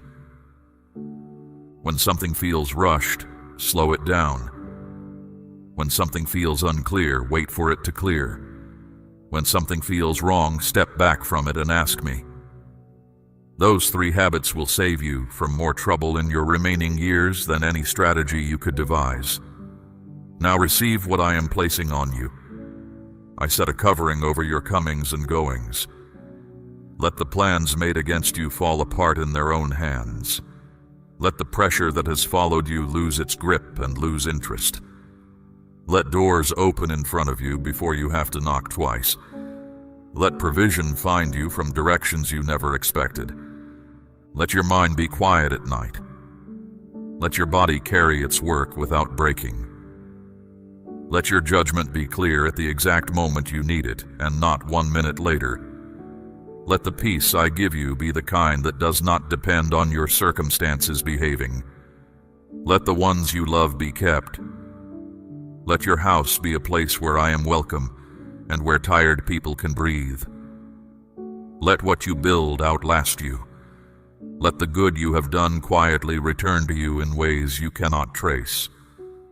And let this word stay with you, not as an impressive moment you once had, but as something that changes how you walk from here. The hour ahead is real. I have not exaggerated it, and I will not soften it. But you are not walking into it alone, and you are not walking into it uninformed, and those 2 things together are enough. I have gone ahead of you. I have looked at the turn you have not reached. I have measured what is waiting there against what I have placed in you, and I am not concerned. You will come through this, not barely, not damaged. You will come through it steadier than you went in. So lift your head, my beloved. Stop bracing. Take 1 full breath and let it out slowly. And understand that the God who made everything you can see has taken the time to warn one person by name before the moment arrived. That is how much you matter to me. Go carefully. Go slowly. Go with your ears open and your mouth in no hurry. And know that every step you take from here is a step I am already standing in. There is one more thing I would place in your hands before this hour arrives. Do not measure the strength of what is forming in you by how quiet it still is. Quiet does not mean fragile. Quiet often means protected. I have kept more than one work of mine from premature exposure, and what I shield I also sustain. The same hand that warns you is the hand that feeds what is growing. You do not have to force it into daylight before its time. You do not have to prove it to anyone who has not been given eyes to see it. Simply tend it. Water it with trust. Refuse the invitations that would pull your attention away from it. In the days that follow this passing pressure, you will begin to notice small confirmations. A conversation that opens without striving. A provision that arrives without the old scramble. A clarity in a place where you used to feel only fog. These will not come as spectacle. They will come as evidence that I have been working while you waited. Receive them without demanding more at once. I am not finished building in you, and I am not finished building around you. The road ahead still holds more than this single turn.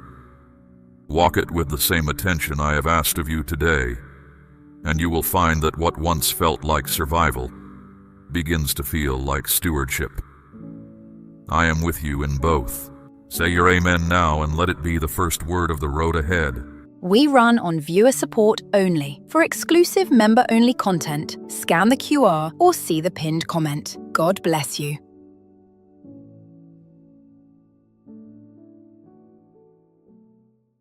There is something moving in you right now that you have not yet found the right words for. A quiet rearrangement.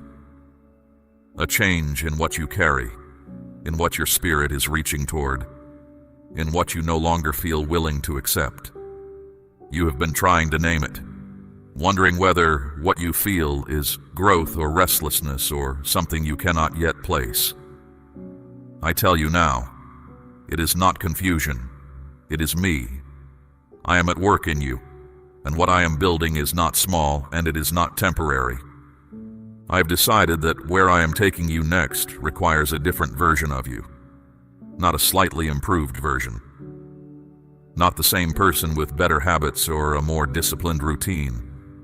I am talking about something that goes deeper than behavior, a change in what you believe about yourself, what you are willing to carry, and what you are no longer willing to settle for. The version of you that has carried this far was strong.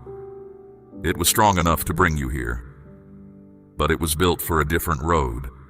What is coming requires different footing, a deeper foundation, and a strength that does not depend on things staying calm.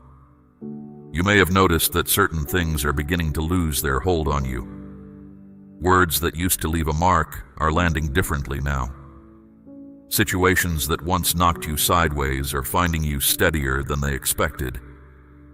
Habits you kept for years are starting to feel like weight rather than comfort. Do not dismiss these signals. This is the work. This is me pulling away what is loose, drawing out what was only ever there, because you had not yet learned you could live without it. Every loosening is purposeful. Nothing I am removing from you is being wasted. There is also a new direction forming in your hunger. Things you once chased are quieting in your heart. Things you once overlooked are beginning to matter.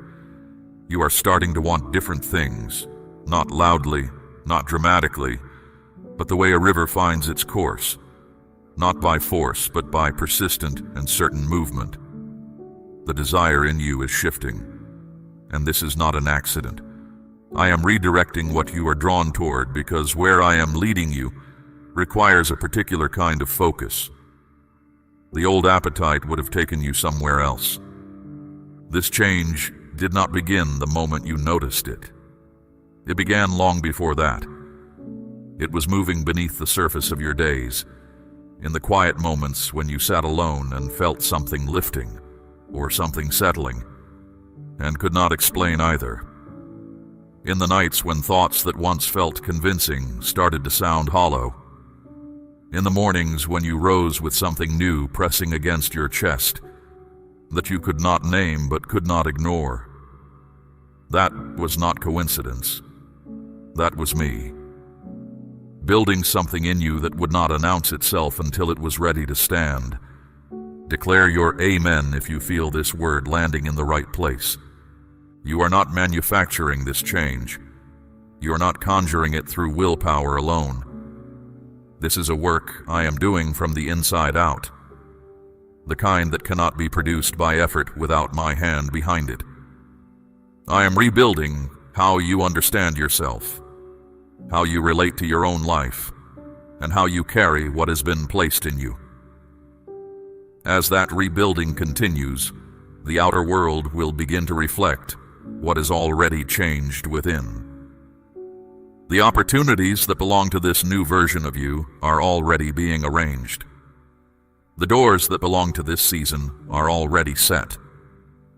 The connections meant for who you are becoming are already in motion. There will be people around you who sense something different before you have fully landed in it yourself. They will notice a settledness in the way you speak, a steadiness that was not there before. Some will be drawn to it. Some will pull back from it. Both responses are information. I am not asking you to manage how others receive your growth. I am asking you to remain in it, to trust what is forming, and to stop making yourself smaller to fit into spaces that were built for an older version of you. Those spaces had their purpose. That purpose is done. You have often been someone who talked yourself out of the quiet certainties, who looked for external proof before allowing yourself to believe what was already becoming true on the inside. I am not asking you to stop thinking clearly. I'm asking you to stop using doubt as a wall. The work happening in you is real. The shift is real. The person you are becoming is not a fantasy. It is a finished picture I am working toward, and every day that passes brings it closer to what you will soon be able to see with your own eyes. The strength rising in you does not need to announce itself. It does not need recognition to exist. It is the kind of strength that moves through a room without demanding attention, that holds under pressure without needing to prove it can. You are becoming someone who no longer needs to convince others of their worth because they have stopped needing to convince themselves. That is a different order of confidence. It is quiet. It is grounded. It is growing in you right now, and I am not rushing it, because what grows slowly grows strong. What I am doing in you has a shape and a direction. It is not random movement. It is not a vague stirring of improvement without destination. I am building something specific, someone specific, and everything you are experiencing right now, every shift in your thinking and every change in your appetite, is part of that exact design. You are not the same person you were, and you will not be the same person a season from now that you are today. The work is not finished, but what is already visible is real, and it is only the beginning. I want to speak to you about what is being taken away, not to comfort you with explanations you were not ready to hear before, but because now, in this season, you are ready. There are things that have left your life, people who walked out, opportunities that did not materialize, seasons that closed before you felt finished with them. And you have been carrying questions about those departures that no one around you could properly answer. So I will answer them now. I am the one who moved those things. Not all loss is my design, but the specific removals you have been grieving, the ones that left you standing in silence, wondering what you did wrong, those were mine. Not because you failed, not because you were not enough, but because what I saw ahead of you could not coexist with what I removed. You cannot walk into a new territory carrying the full weight of an old one. I will not ask you to. Some of the people who left your life were not equipped to go where you are going. That is not a judgment of them. It is simply the reality of two paths that run alongside each other for a time and then divide. Your path is turning in a direction that requires a different kind of company. The ones who are meant to walk with you in this next season are not the ones who have already stepped back. I am not asking you to harden yourself toward those who left. I am asking you to trust that I know who belongs beside you and who does not. There are also doors that closed on you, efforts that came to nothing, plans that fell apart, openings that appeared and then sealed shut before you could step through. I know how that felt. I know the specific weight of watching something you worked toward come to nothing. But hear this. A closed door is not a verdict on your worth. It is a redirect. Not every path leads where you need to go, and I will not allow you to spend your strength on a road that ends too soon. When I close something, it is because the open door ahead is more specific, more right, and more aligned with what I have placed in you than the one I closed. There is something important about how I do this work. I do not explain every removal while it is happening. I do not narrate every shift as I make it. That is not cruelty. It is the nature of trust.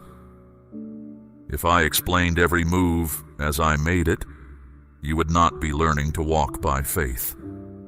You would be walking by information. And that is not the same thing. The walk I am calling you into requires a settled certainty that I am good, even when the evidence in front of you looks like loss. State, I trust, if you believe my hand is over your life right now. You are also becoming someone who knows the difference between a temporary discomfort and a permanent loss. In the middle of a removal, everything can feel permanent. Every closed door feels like a final answer. Every departure feels like a conclusion. But I see the whole arc, and what looks like an ending from where you stand looks entirely different from where I stand. I see what you are walking toward. I know exactly what is being cleared to make room for it. And I am telling you now, what is coming is worth the clearing. There are old patterns in you that have also been in the process of being removed, and this is perhaps the quietest and most significant work I am doing. Patterns of thinking that led you back to the same cycles, ways of seeing yourself that kept you from reaching for what I had placed ahead of you. Reflexes, the ones that made you flinch or shrink or apologize for what you needed, those are the things I am pulling out at the root. This is not comfortable work. It is not supposed to be. You do not extract something deep without feeling the motion. What you are experiencing as unsettledness, as a kind of groundlessness in certain moments, is in part the sensation of those roots being moved. The old floor is being pulled up because a new one is being laid. You are not falling through. You are being transitioned. And the new ground beneath you will be more solid than anything you have stood on before, because it will be ground I built specifically for this version of you, not the version that entered the old season. Do not go back to retrieve what I have taken. This is important. When something leaves and the absence creates pain, there is a pull to go back, to restore what was, to fill the space with the familiar. I am asking you to resist that pull. The space I am creating in your life is not an accident. It is a form of preparation. What fills it next will not look like what was there before, and it will not need to. What I am bringing you will be recognizable, not because it resembles the past, but because it fits, because it aligns with who you actually are and where you are actually going. The season of removal is not a season of punishment. I am not extracting things from your life as a consequence for failure. I am doing what any skilled hand does when something worthwhile is being built, clearing the ground, removing what does not belong, making space for what does. You are a work in progress, and I do not apologize for treating you like one. I am building something in you and around you that requires precision. and precision requires removing what does not fit. Trust the clearing. Trust the silence where noise used to be. Trust the empty spaces that used to hold things you no longer have. I have not left you with less. I have made room for more, and more is exactly what is coming.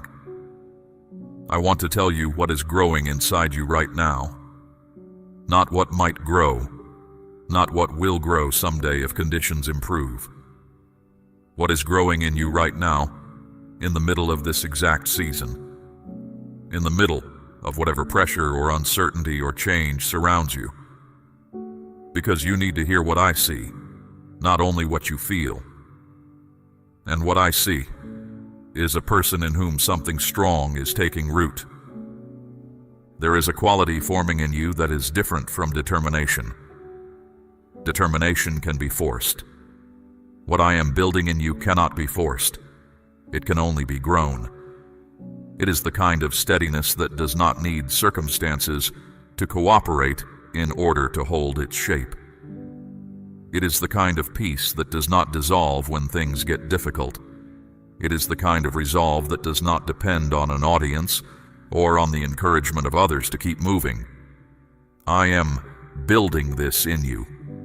It is not finished, but it is real, and it is deepening with every day that passes. You are learning patience without being lectured about it. That is the best way to learn it. Not by being told you need it, but by living inside a season that requires it. And you are learning. The urgency that once drove you into poor decisions, the restlessness that once made waiting feel like defeat, those are quieting. You are beginning to understand that not everything I am doing can be seen on the surface, and that the most important work often happens in the places you cannot observe. That understanding is changing how you move through your days. There is also a new relationship with your own mind forming in you. You are learning to observe your thoughts rather than simply live inside them. A thought arrives, and instead of being immediately pulled into its current, you're beginning to stand outside it and ask whether it is true, whether it belongs to you, whether it aligns with what you actually know. This is not a small development. This is one of the most significant things I can do in a person. Teach them to live in their own mind, with intention, rather than just reaction. You are learning this, and it is changing everything downstream. Your words are also shifting, not dramatically, not all at once, but the things you say about yourself and about your life are becoming more measured and more honest. You are speaking with less recklessness. You're beginning to understand that what you say aloud matters, not in a superstitious way, but in the way that all real things matter. Words shape attention. Attention shapes action. Action shapes life. You're learning to take your own voice seriously, and that is a sign of someone who is beginning to understand their own weight in the world. My child, I am asking you to place a portion of what you have, something of real weight, upon the altar of this work, as gold laid on the scales of this calling. Let it be a seed sown into deep water, an offering set on stone, not held back in fear. This is proof that your trust rests in my hand to provide, and that your heart no longer clings to lack. What you release in faith does not leave your life. It moves ahead of you into the harvest I am preparing. The inner life I am building in you will become the foundation of everything you do outwardly. You cannot build anything lasting on the outside that does not have a corresponding depth on the inside.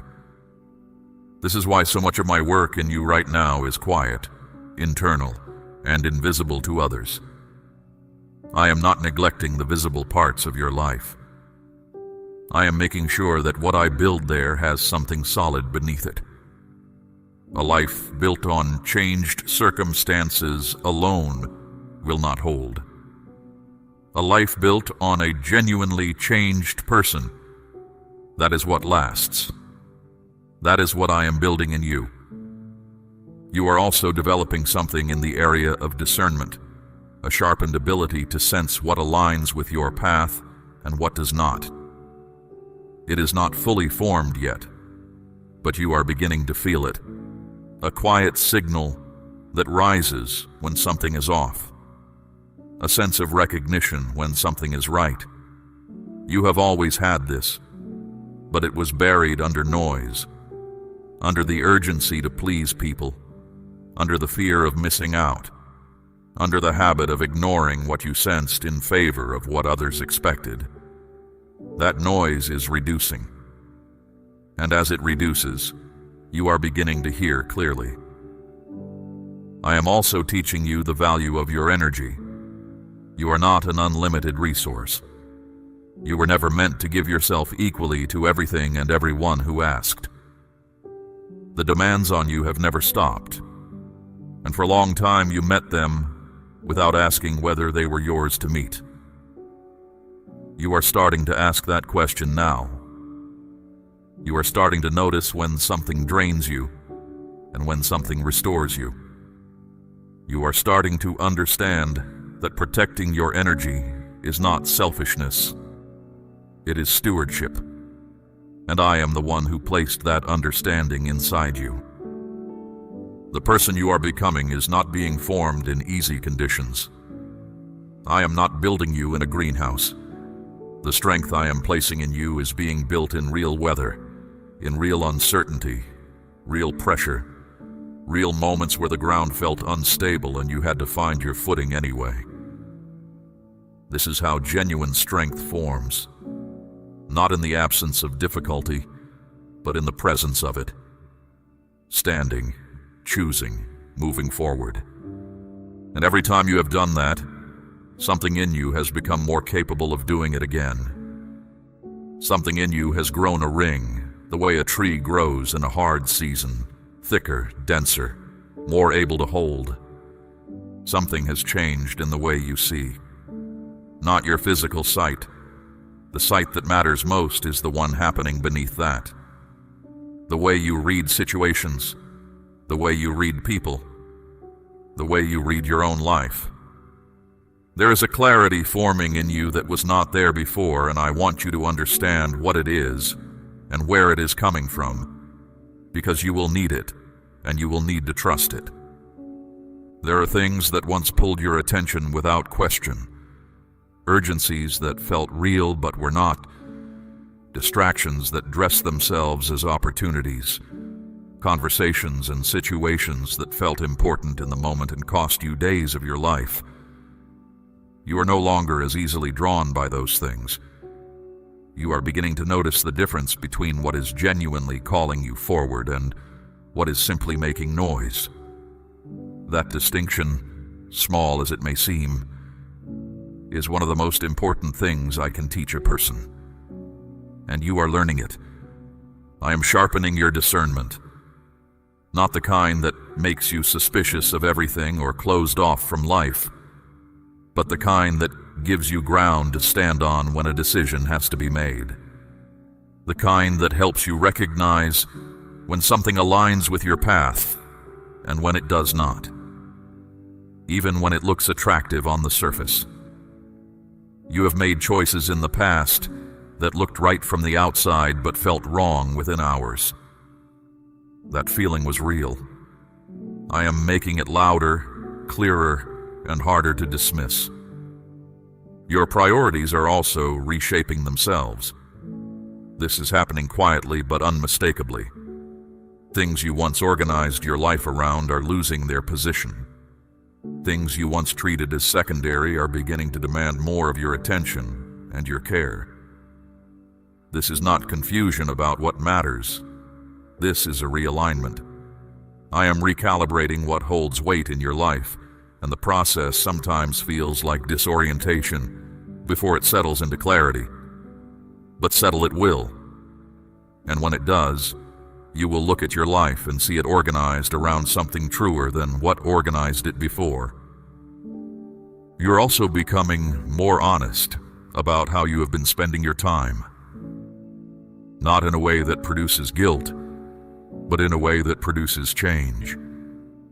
You are starting to see where your hours have been going, what they have been building, and whether what they have been building is what you actually want.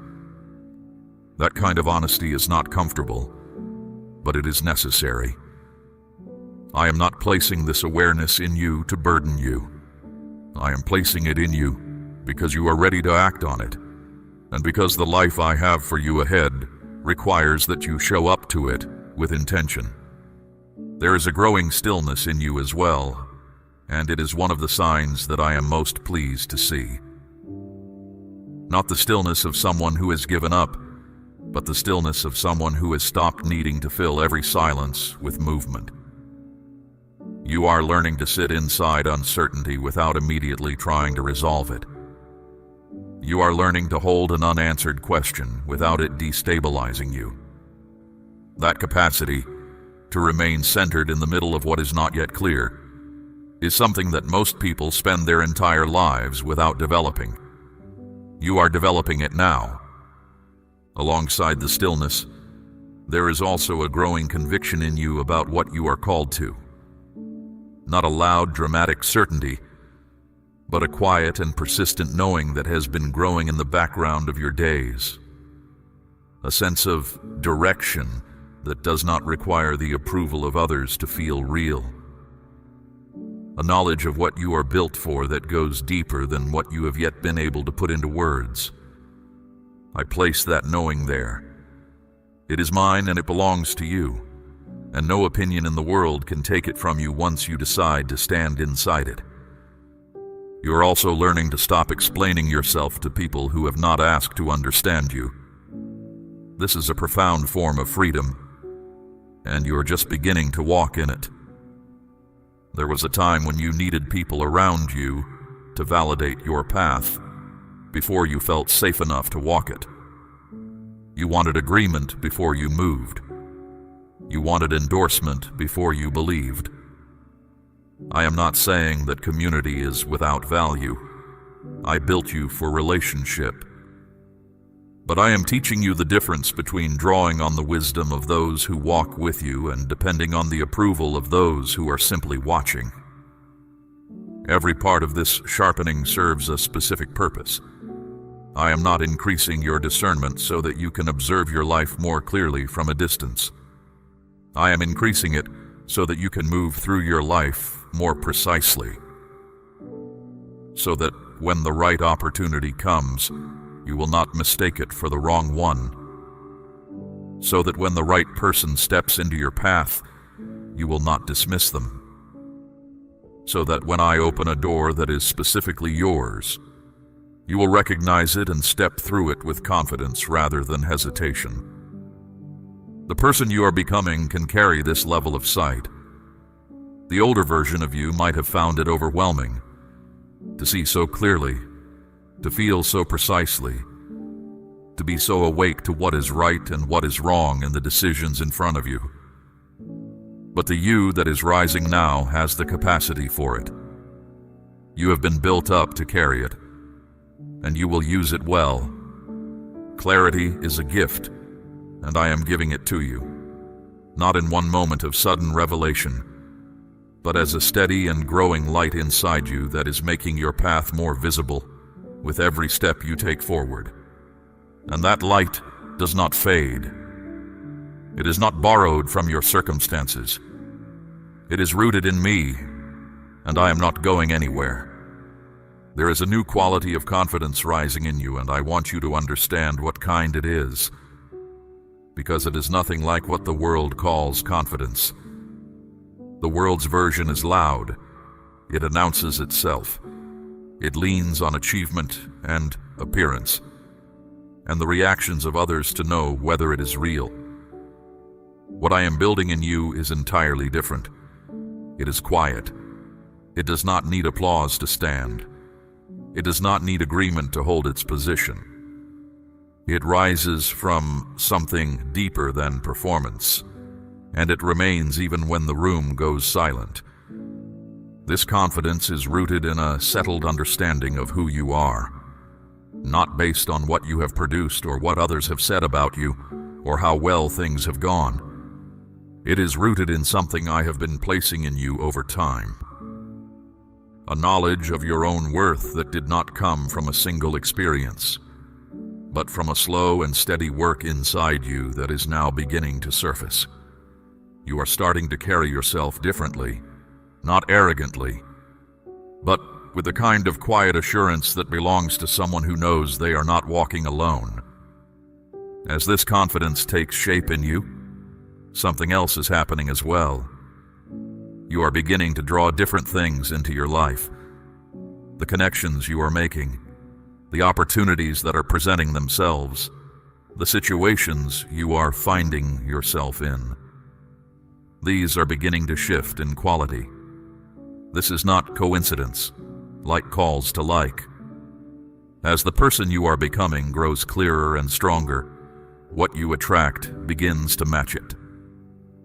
The old patterns of connection, where you gave more than you received, where you made yourself small to keep the peace, where you tolerated what you should not have, those are losing their grip on your life. The people who are meant to be part of this next season of your life are not the same kind of people you have been accustomed to. They are not people who need you to diminish yourself in order to feel comfortable. They are people who recognize what is in you, who value it, who contribute to your path rather than redirect it away from itself. Some of them are already close. Some of them are still on their way, but they are coming, and you will know them. Not by how much they impress you, but by how fully you can breathe when you are around them. I also want to speak to you about the relationships you are currently in, the ones that have been tested by this season of change. Not every relationship that has felt strained is one that needs to end. Some of the people who matter to you are simply adjusting to the version of you that is emerging. They are not threatened by your growth, but they are navigating it. Give them time, not indefinitely, and not at the cost of who you're becoming, but with the patience of someone who understands that change requires adjustment from everyone it touches. The ones who are truly for you will find their footing. Receive this word now if you know it belongs to your life. You are also becoming more aware of what you bring into rooms and conversations. Your presence is not neutral. Something in you carries a quality that affects the atmosphere around you, not in a mystical way that requires explanation, but in the plain way that any person of substance affects their environment. You steady people. You bring a quality of attentiveness that others feel without being able to name. You carry a measure of calm that people around you draw on without asking for it. This is not burden, it is calling. And I am teaching you to carry it with intention rather than carelessness. There will be people who come to you with questions they cannot ask anyone else. People who are looking for something settled in the middle of their unsettledness. They will not always explain why they come to you, but they will come. And when they do, what you carry will be exactly what they need. Not because you have all the answers, but because the work I have done in you has made you a place where something solid can be found. This is part of what you are becoming, a person in whose presence others find ground to stand on. This is not a role that comes with performance. You do not have to manufacture it or maintain it by effort. It is something that flows from who you genuinely are, from the work that has already been done, and the work that is still continuing. The most powerful thing you can do is simply keep becoming what I am making you. Keep allowing the work. Keep choosing the path when it is uncomfortable. Keep moving forward when the forward motion feels uncertain. The influence that belongs to this version of you does not require that you pursue it. It will follow you. Your energy is also becoming more specific. You have learned to stop spreading it thinly across too many things and too many people. You are learning to concentrate it, to bring the full weight of your attention to the things that actually deserve it, and to hold back from the things that are simply consuming without giving anything in return. This is not a small discipline. It is one of the marks of someone who has begun to truly understand their own value. And it will compound over time into results that will surprise you. What I am forming in you is not a version of success that you have seen demonstrated in the lives of others and decided to imitate.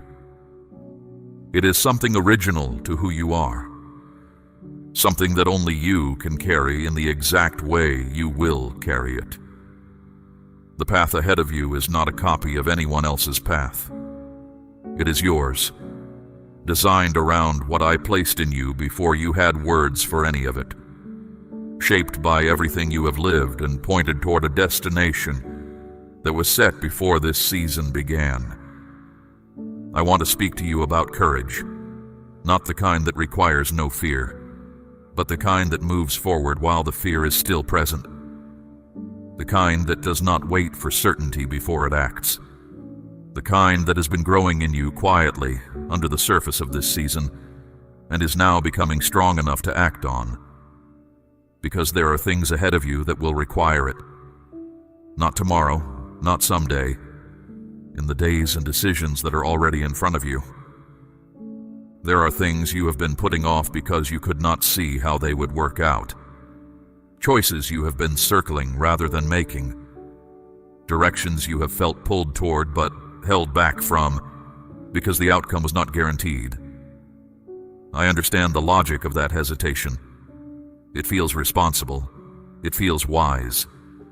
But there comes a point where hesitation is no longer wisdom. It is simply a more comfortable name for fear. And I am telling you now, you are past that point. The time to act is not when everything is clear. The time to act is now, with the clarity you have, in the direction you already feel me pulling you. This does not mean recklessness. It does not mean moving without prayer or without consideration. It means trusting that I do not call people toward things and then abandon them in the middle of the journey. I have never asked you to walk somewhere and then left you to walk it alone. The fear you feel at the edge of a new decision is real, but it is not information about whether you should move. It is information about how much this matters. And the things that matter most are always the ones that cost the most to reach for. You have stood at edges before. You have felt the vertigo of not knowing what was on the other side, and you have made the choice to move anyway. You may not have called it courage at the time. You may have called it necessity or desperation, or simply the absence of any other option. But it was courage. And every time you moved forward at an edge, something in you grew that could not have grown any other way. That growth is part of what has made you ready for this season. And this season will ask for more of it. There is also something I want to say about timing. You have spent time wondering whether things will work out, whether the circumstances will align, whether the moment will be right. I want to replace that wondering with something more solid. My timing is not slow, it is precise. The things I am working toward in your life are not delayed, they are placed. Every moment that has felt like waiting has been a moment of positioning, of arranging what needed to be arranged, of preparing what needed to be prepared, of making certain that what comes to you comes at the moment that will serve it best. When a door opens before the right moment, what enters through it is not ready, and what you receive before you are ready does not stay. I have watched this happen in lives I love, and I will not do it to yours. I am not withholding what is good from you. I am making sure that when it comes, it finds you fully capable of receiving it, holding it, and building with it. That is not absence, that is care. And the delay you have felt is not punishment. It is precision. I also want to speak to the moments when you feel that you cannot go on. Not the dramatic version of that feeling, but the quiet, daily version. The mornings when the effort feels too much. The evenings when the distance still to travel looks larger than the ground already covered. I know those moments. I am in them with you. And what I want you to hold in those moments is this.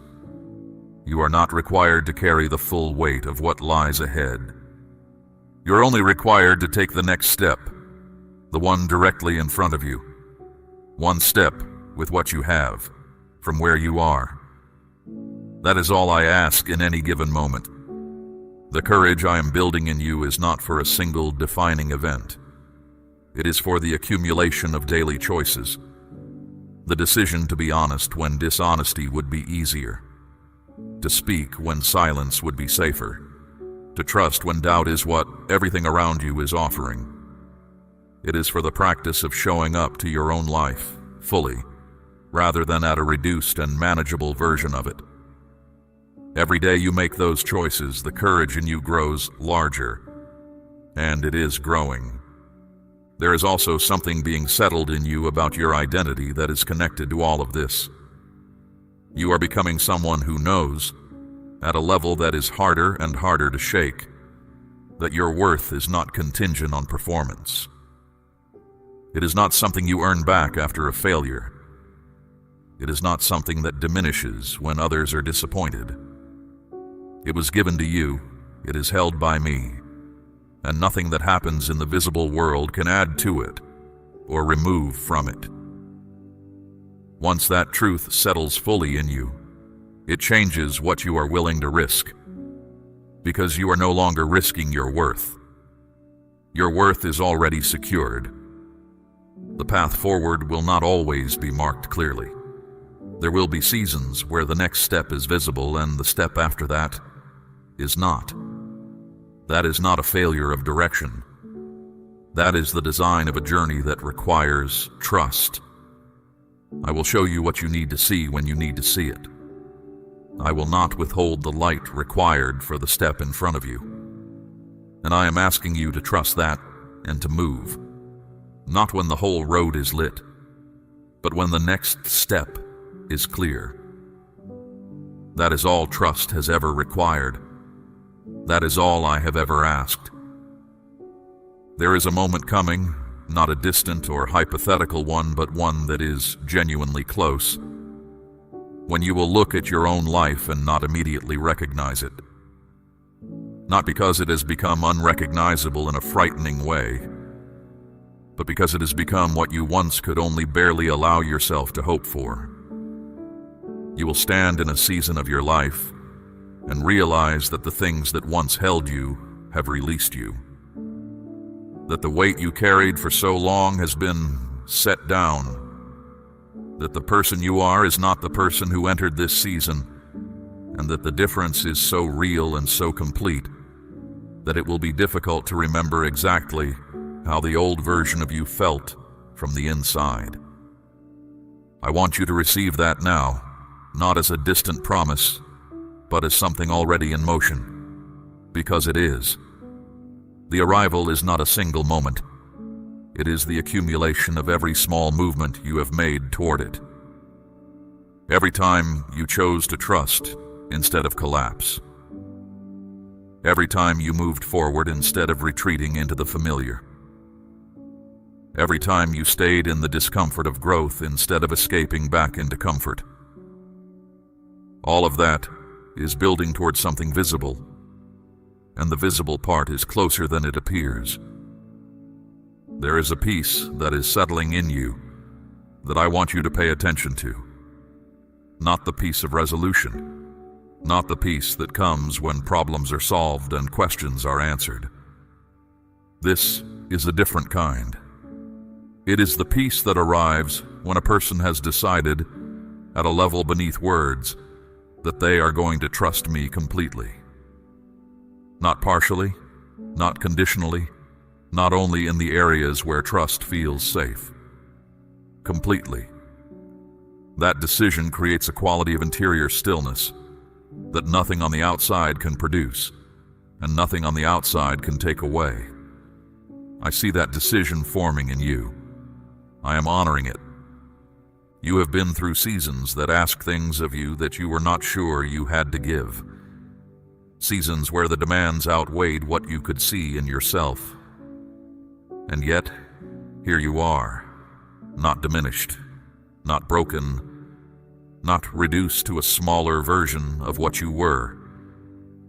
Here and growing, and more than what you were before this season started. That is not a small thing. That is something I want you to sit with for a moment, not with pride, but with honest recognition. You're still here, and the you that is still here is not the same you that entered. Something has been added that was not there before. I am also establishing something in you that has to do with your future and the ones you love. The work I am doing in you does not stay within you. It flows outward. The stability I am building in you will create stability around you. The peace I am placing in you will reach the ones you carry in your prayers. The strength I am establishing in your foundation will become part of the foundation that those you love will stand on. Not because you make yourself into a burden bearer, but because people who love you will feel the solidity of what I have built in you and will draw steadiness from it. That is part of the purpose of this transformation. It was never only for you. There is also a new relationship forming between you and hope. Not the fragile kind that depends on good news to sustain itself, but the kind that has weight, that has roots, that does not fold when the circumstances argue against it. You have known the fragile kind, the hope that rises with good signs and collapses with bad ones. I am replacing that with something more substantial. A hope that is grounded in what I have said rather than what you see. A hope that stands in the middle of contradicting evidence because it is not founded on evidence to begin with. It is founded on me. I want to speak plainly about what the rest of this journey will look like, because I will not give you something you are not prepared for. It will not be without difficulty. There will still be seasons that press hard. There will still be moments of uncertainty and moments where the path requires more courage than the moment before. I am not promising you a life that never asks hard things of you. I am promising you a self that is equipped to meet them, and a presence that goes ahead of you into every one of them. You will not face a single thing alone, not a single decision, not a single moment of darkness, not a single step of unfamiliar ground. I am already there. What changes is not that the road becomes easier. What changes is who you are on the road. The same distance feels different when you are carrying it from a place of strength rather than a place of depletion. The same challenge looks different when you face it with clarity rather than confusion. The same life opens up differently when the person living it has been rebuilt from the inside out and is no longer operating from the old fears and the old wounds and the old patterns that once determined everything. That is what I am building, and that rebuilt person is who you are becoming. You will not always be in this season of transition. This intensity, this rearrangement, this particular quality of internal pressure. It is not permanent. It is purposeful. And it is leading you somewhere. The other side of this season holds things that your heart has been reaching toward, things I have been arranging, things that are yours. Not because you earned them perfectly, but because I am a God who finishes what He starts. And I started something in you, and I will complete it. So hear this, and let it settle in the place where you keep the things that matter. I am not done with you. I have not exhausted my plans for your life. The best of what I have for you is not in your past. It is ahead. And the person you are becoming is exactly the person who is ready to receive it. Walk forward. Hold steady. Trust what you cannot yet see. The one doing the work is faithful, and the work will be finished. Say, yes, I receive this. If your heart is open to all that I have promised you today. We run on viewer support only. For exclusive member-only content, scan the QR or see the pinned comment. God bless you.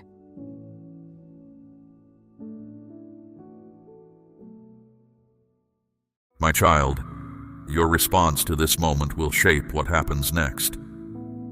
You may feel this is just another voice among many, but deep inside you already sense that something is different here, that these words carry weight. I am speaking to you now because I see what you cannot see, and I know what is moving around you at this very hour. This is my warning to you, and I do not give it lightly. Do not turn away. Do not let your mind wander from what I am about to say, because missing this could mean missing the protection and the direction you have been asking me for. I am not speaking from a distance. I am not speaking through silence. I am speaking with urgency, because time is not standing still for you. There is something forming ahead of you, something that could bring pain if you walk into it unaware. Hear me clearly. I am not here to frighten you. I am here to guard you. And sometimes guarding you means saying hard things plainly.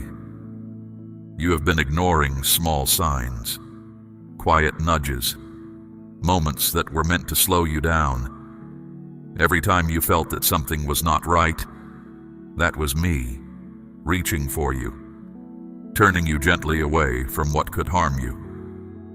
But you kept moving. You told yourself it would pass. You told yourself you would deal with it later. I am telling you now, with all the love I hold for you, that later has arrived. Listen closely, because what you come to understand in these next moments can spare you from a regret that would follow you for years. I have been gentle with you before. I have whispered. I have waited. But a father who sees his child walking toward a cliff does not keep whispering. He raises his voice. That is why my voice feels strong right now. I am pressing through every distraction that fights for your attention, because you matter too much for me to stay quiet. You are standing at a turning point, and your next step matters more than you know. The choices you make in moments like this either open doors of peace or lead you into hardship that was never meant for you. I am not asking you to be perfect. I am asking you to be awake. You have been strong for so long, carrying heavy things quietly, telling no one. But true strength also knows when to stop, be still, and receive direction. This is that moment. If these words are reaching your heart, answer me now. Say amen if you believe I am speaking to you. I see the fear you do not speak about. I see the thoughts that circle you at night, the uncertainty that sits in your chest like a stone. You push it away, but it keeps returning, because it is tied to something real that needs your attention. I am not distant from your struggle. I am inside it with you, closer than your own heartbeat, guiding you step by step.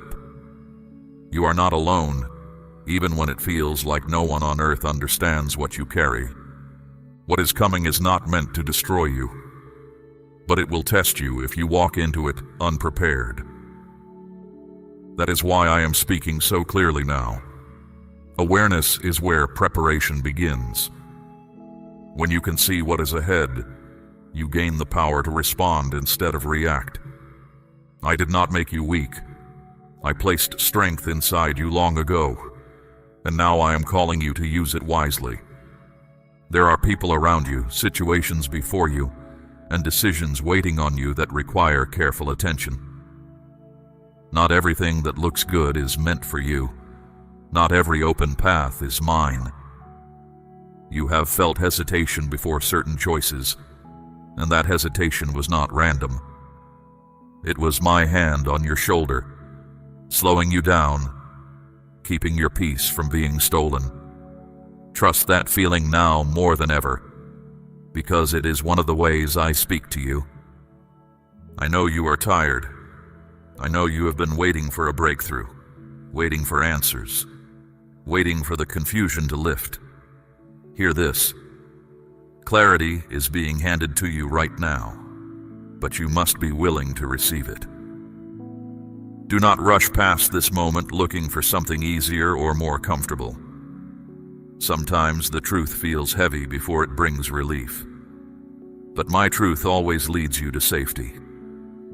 You are not being punished. You're not being abandoned.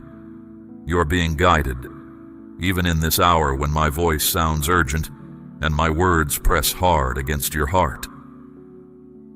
I care about what happens to you. I am not willing to stay silent while something this important hangs in the balance. Your life carries a purpose that no one else can carry, and I refuse to watch you stumble without reaching for you one more time. There are patterns around you that have repeated themselves again and again. You have noticed them. Quietly, without telling anyone, you have counted them. And each time something felt wrong, you convinced yourself it was nothing, hoping it would correct itself on its own. My child, I tell you the truth. It will not change unless you respond differently. That is why I am calling you now with more force than before. This time cannot be treated like the other times. You are being given a chance to break what has been quietly building against you. Not many pause long enough to hear this. You did. That is not an accident, and it is not a small thing.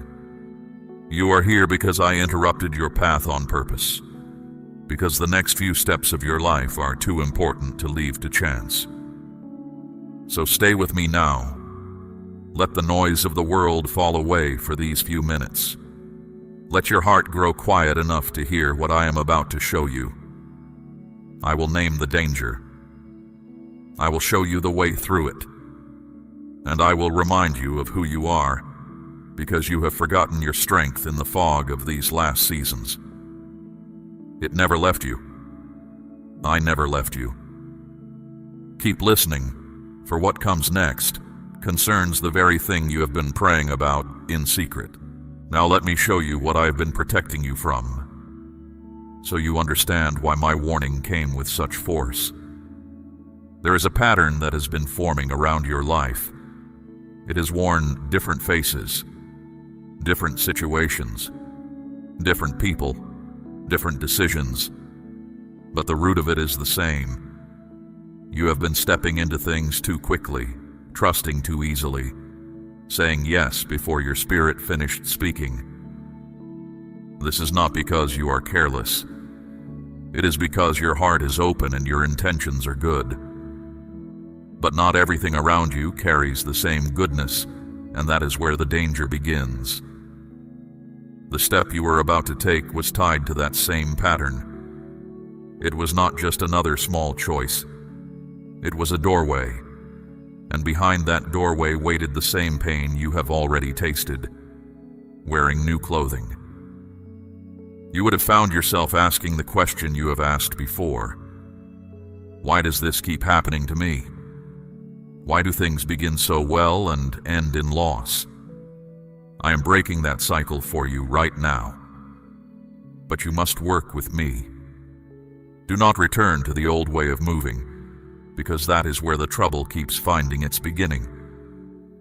There is also a voice near you that has not been honest with you.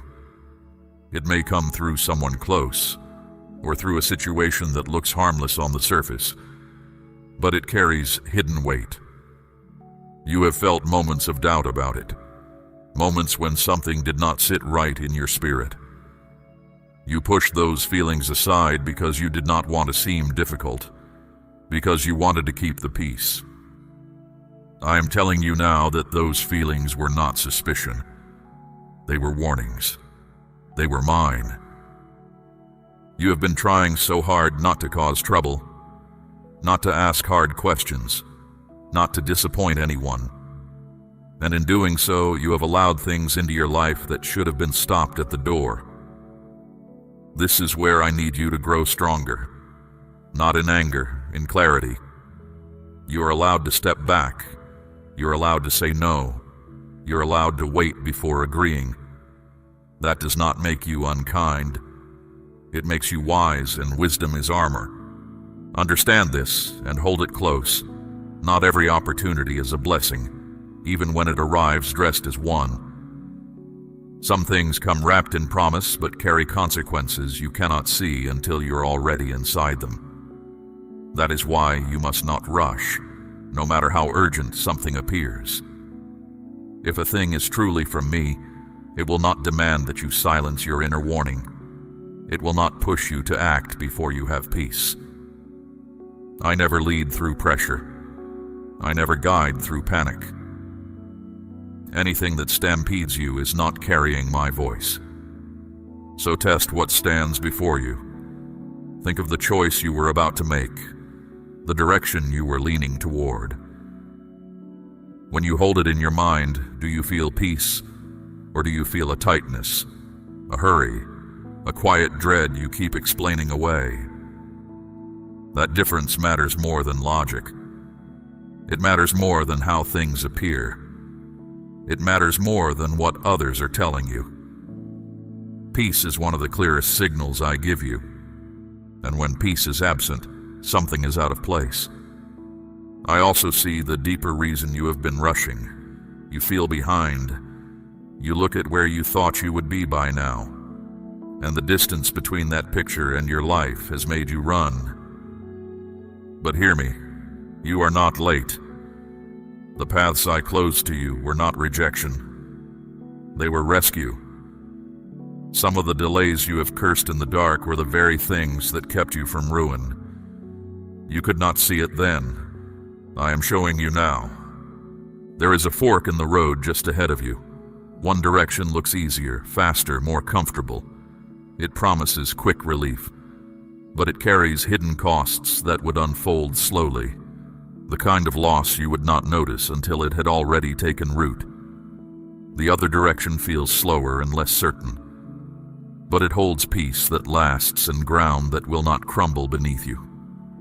You were leaning toward the first path without knowing its weight. That is why I stepped in front of you when I did. And hear this about the loss I am turning you from. It would not have come as one great crash. It would have come quietly, a little at a time. It would have drained your peace, your confidence, your sense of direction, so slowly that you would have adjusted to it. You would have called it normal. You would have woken one day far from where you were meant to stand, unsure of how you drifted there. I intervened before it began because prevention is always kinder than repair.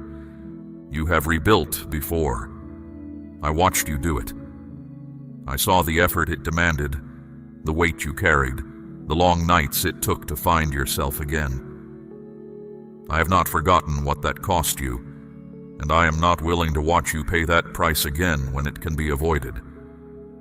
This warning exists because I remember, even when you try to forget.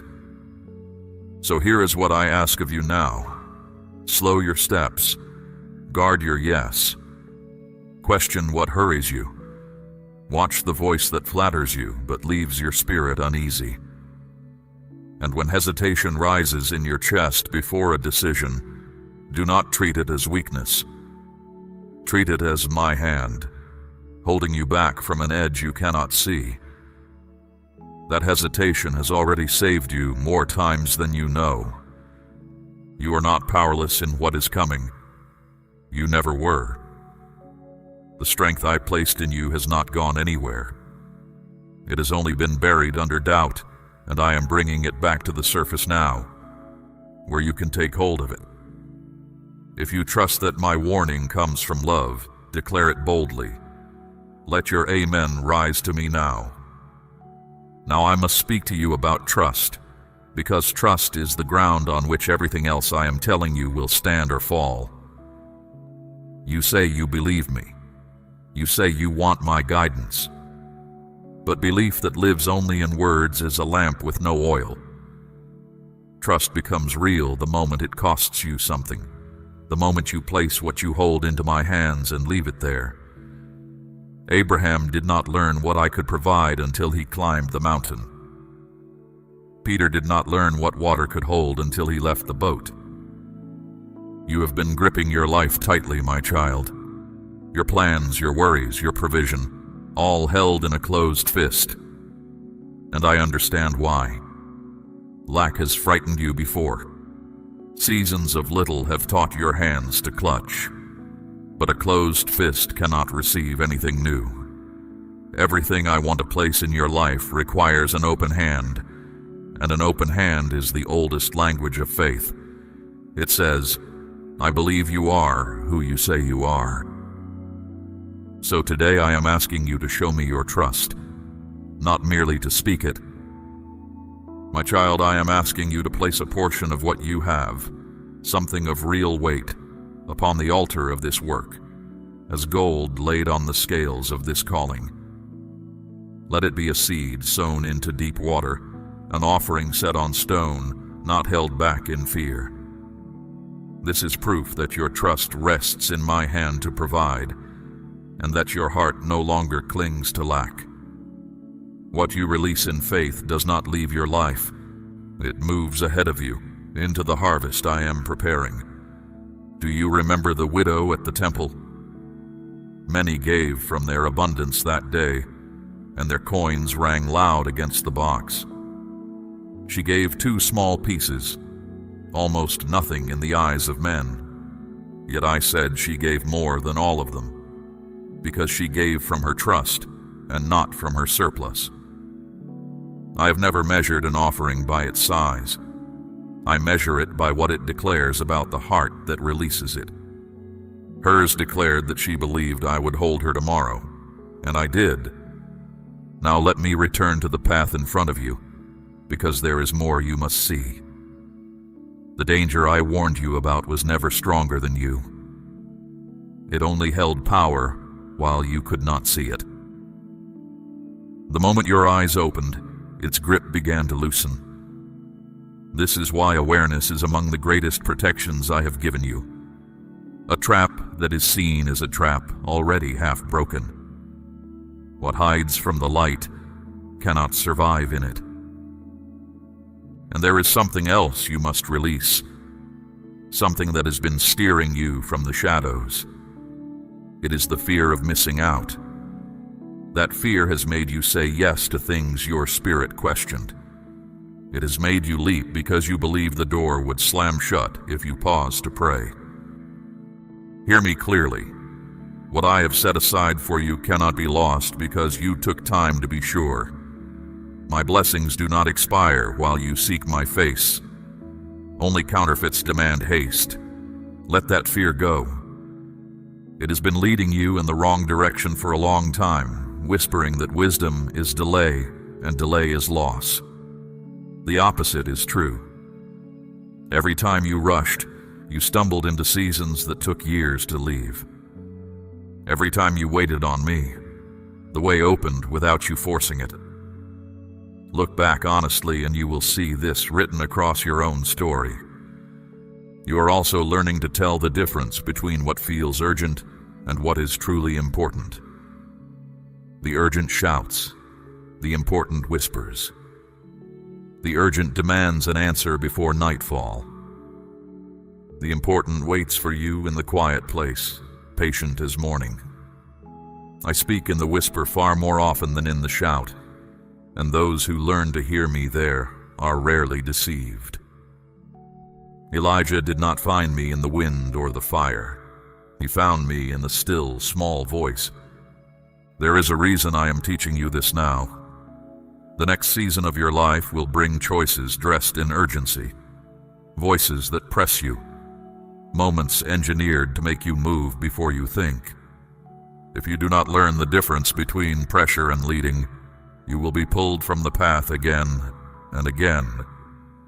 But if you learn it, and you are learning it now, You will walk through crowded rooms of noise and hear only me. I also want you to notice what has been happening within you, even as you listen. The heaviness you carried when you began has started to shift. That is not your imagination. That is what happens when truth enters a heart that is ready. Confusion cannot remain where clarity has been welcomed. Fear cannot keep its seat when faith stands up. You came to this moment burdened, and you will leave it lighter, not because your circumstances changed in these few minutes, but because you did. Hold on to what you are receiving here. Do not let it scatter the moment life grows loud again. The seed that falls on the path is snatched away, but the seed that falls on good soil takes root and multiplies. Be the good soil. Guard what is being planted in you at this hour. Water it with prayer, and return to it when the world tries to convince you it never happened. For I am not finished with you. What I have shown you so far is the danger in the doorway. What comes next is the releasing, the letting go that will empty your hands so I can fill them. This part will ask more of you, but you are ready for it now in a way you were not ready an hour ago. Stay with me and do not fear what I ask you to lay down, for I never ask my children to release anything except to give them something greater. Now we come to the releasing, and I will not pretend this part is easy. There are things in your life that have reached their end, even if you have not accepted it yet. You have held on to them because they were familiar, not because they were right. Familiar can feel like safety, but familiar can also be a cage with the door standing open, and you pacing inside it out of habit. I am asking you to look with honest eyes at what you have been carrying and to ask a simple question. Does this bring me peace? Or do I only keep it because I have carried it so long? You already know some of the answers.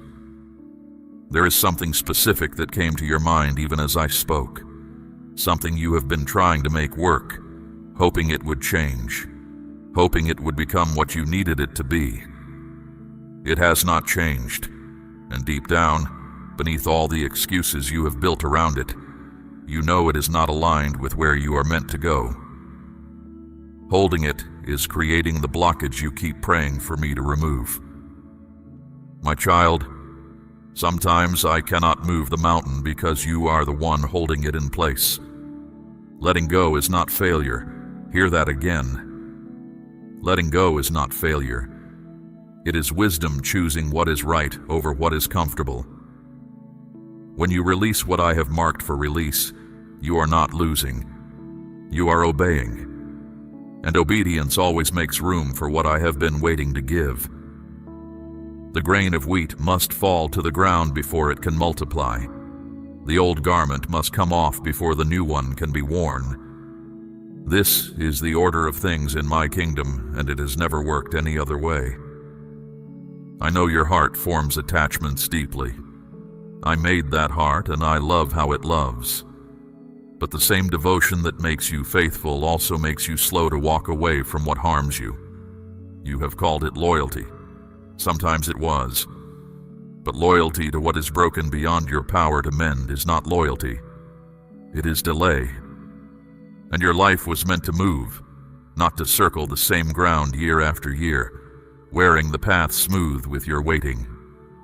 Look also at the doors that have closed around you, the ones you grieved, the ones you pounded on long after they were shut. I closed them, not to wound you, but to spare you. You asked me why, and heaven seemed silent, and you wondered if you had been forgotten. You were never forgotten. Some of those doors led to rooms you could not survive unchanged. What you called rejection was redirection. What you called silence was me standing between you and what you could not see behind the door. And new doors are already opening, quietly, without noise or announcement. Opportunities, connections, and moments are being arranged for you even now. But you must be standing in the right place to walk through them. You cannot enter the new while your arms are wrapped around the old. This is why your releasing matters so much. It is not about emptiness. It is about readiness. There is one more thing you must lay down, and this one lives closer to the bone. It is the old version of yourself. You have carried labels that were stamped on you by hard seasons, by unkind voices, by your own harsh judgment of your past. Failure, foolish, too late, not enough. Those names did not come from me. I never once called you by them, and it is time to stop answering when they are called. You are not the person who made those old mistakes. You are the person who survived them and learned. There is a difference, and the difference is everything. When I look at you, I do not see a record of your worst days. I see what I created and what you are becoming. Peter denied me 3 times, and I built my church on him anyway. I did not define him by his weakest night, and I will not define you by yours. So release the guilt you have been paying on a debt I already forgave. You keep returning to it like a collector, demanding payment from yourself again and again. But the account is settled.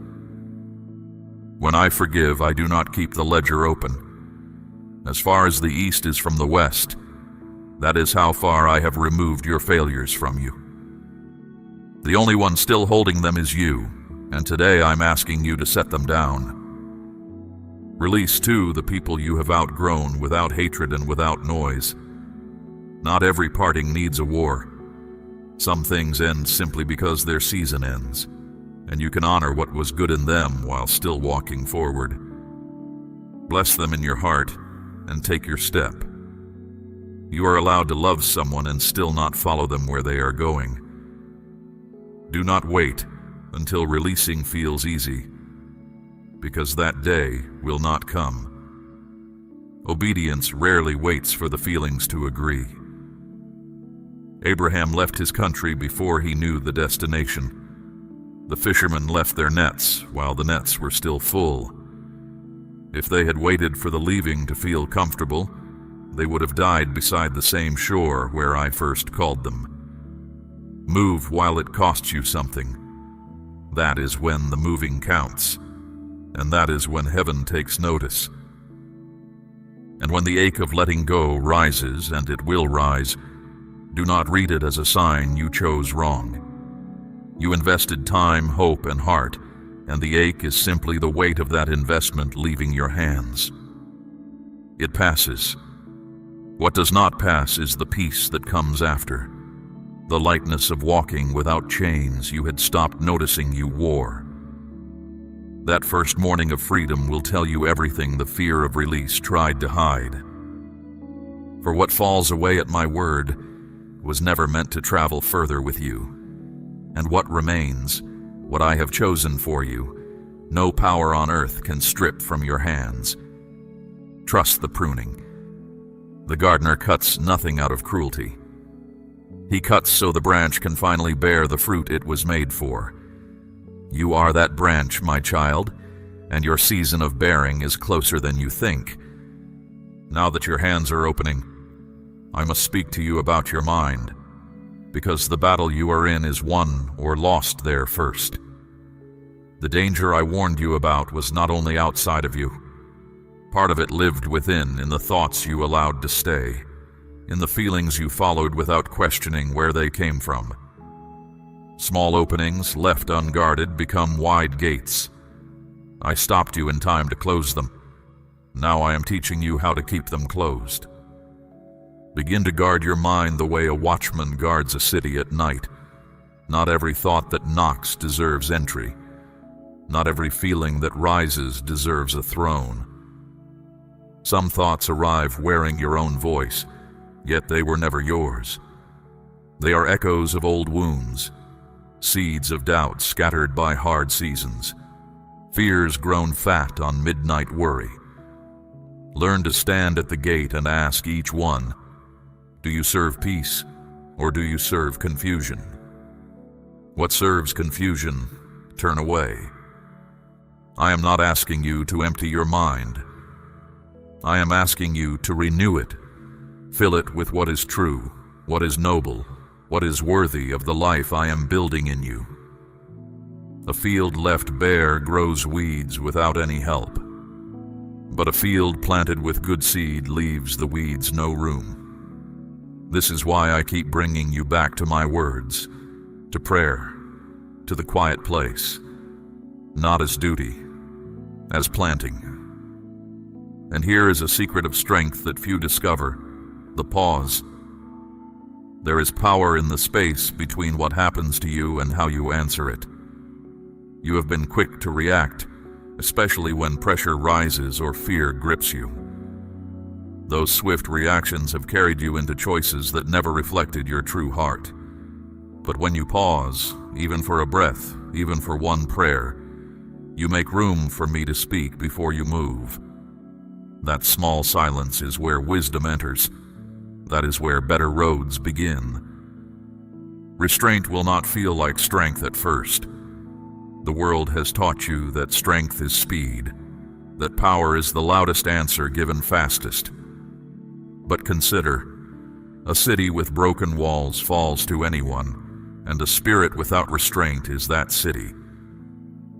The one who rules his own spirit is mightier than the one who conquers others. Every time you hold your tongue when anger begs to speak, every time you wait a day before answering what demands an hour, you are growing mightier in the way that matters. Speak your faith to me now if it lives in you. Let this be the moment you say Amen and mean it with your whole heart. There is also a habit I want to lift from you, and that is the endless turning of thoughts, around and around, seeking a certainty this life will never supply.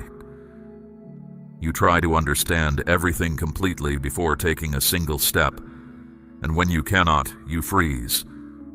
This has cost you moments where simple trust would have carried you through. I am not asking you to abandon wisdom. I am asking you to marry it to trust. Not everything must be solved in your head before it can be lived in your life. Walking with me has always meant moving with a lamp, not a sunrise. My word lights the step in front of you, not the whole road to the horizon. Those who wait to see every mile before they move never move at all. But those who take the lit step find that the next one lights as they go. This is how I have always led my children. Manna for the day, not the year. A cloud by day, a fire by night, and one day's journey at a time. Let me also speak to you about the trust you give to others, because your heart gives it quickly. That is not a flaw, it is a beauty. But beauty needs wisdom beside it. You have handed trust to voices that had not earned it, and you have paid for that more than once. From now on, let trust be built slowly, tested gently, proven over time. Watch what people do when they gain nothing from you. Listen to how they speak of others when those others are absent. The truth of a person is found there. Be wise as a serpent and innocent as a dove. I said this long ago, and it has not aged a day. Keep your kindness, keep your open heart. But post wisdom at its door. You can be generous without being blind. You can love people fully and still decline to hand them the keys to your peace. The two are not enemies. Together they are the mark of a soul that has grown up. And when your thoughts turn against you in the night, when the old accusations return with their familiar weight, answer them with what I have said about you, not with what fear says. You are mine. You are called. You are kept. Say it aloud if you must, into the dark, because spoken truth scatters what silent worry feeds. The enemy of your soul has no new tricks. He repeats the old ones because they worked before. They stop working the day you stop believing them. I see how far your mind has already come. There was a time when a single hard word could hold your whole day hostage, when one closed door could convince you every door was locked. You are not there anymore. You recover faster. You question the darkness now instead of agreeing with it. This is growth of the deepest kind, the kind no one applauds because no one sees it. I see it, and I am telling you it has not been wasted. Keep tending this inner ground, my child, because everything you are about to receive will rest upon it. A renewed mind is not a luxury for the faithful. It is the foundation of the road ahead. Guard it, plant it, and give it rest, and it will carry you where your own strength never could. Let me now speak to you about timing, because so much of your frustration has grown from misreading my clock. You have wanted things to move quickly, to feel better immediately, to see results without delay. When they did not come on your schedule, you concluded that something was wrong, that perhaps I had turned my face away. Nothing was wrong. Fruit picked green is bitter, no matter how hungry the picker. Some of what you have begged me to hurry is still ripening, and I love you too much to hand it to you sour. Timing is not an obstacle to my promises. It is part of them. The seed and the harvest are joined by a season that cannot be skipped, and no farmer stands in his field shouting at the ground to move faster. He plants. He tends. He trusts the order I wrote into the earth itself. Your life obeys that same order. There is a time appointed for what concerns you, and it does not run late. It runs exact. So learn to wait with purpose rather than with frustration. Waiting with purpose means your hands stay busy with what is in front of you, while your heart stays open to what is ahead. It means you build, you serve, you grow, you pray, and you let tomorrow remain mine. The one who trusts does not pace the shore demanding the tide.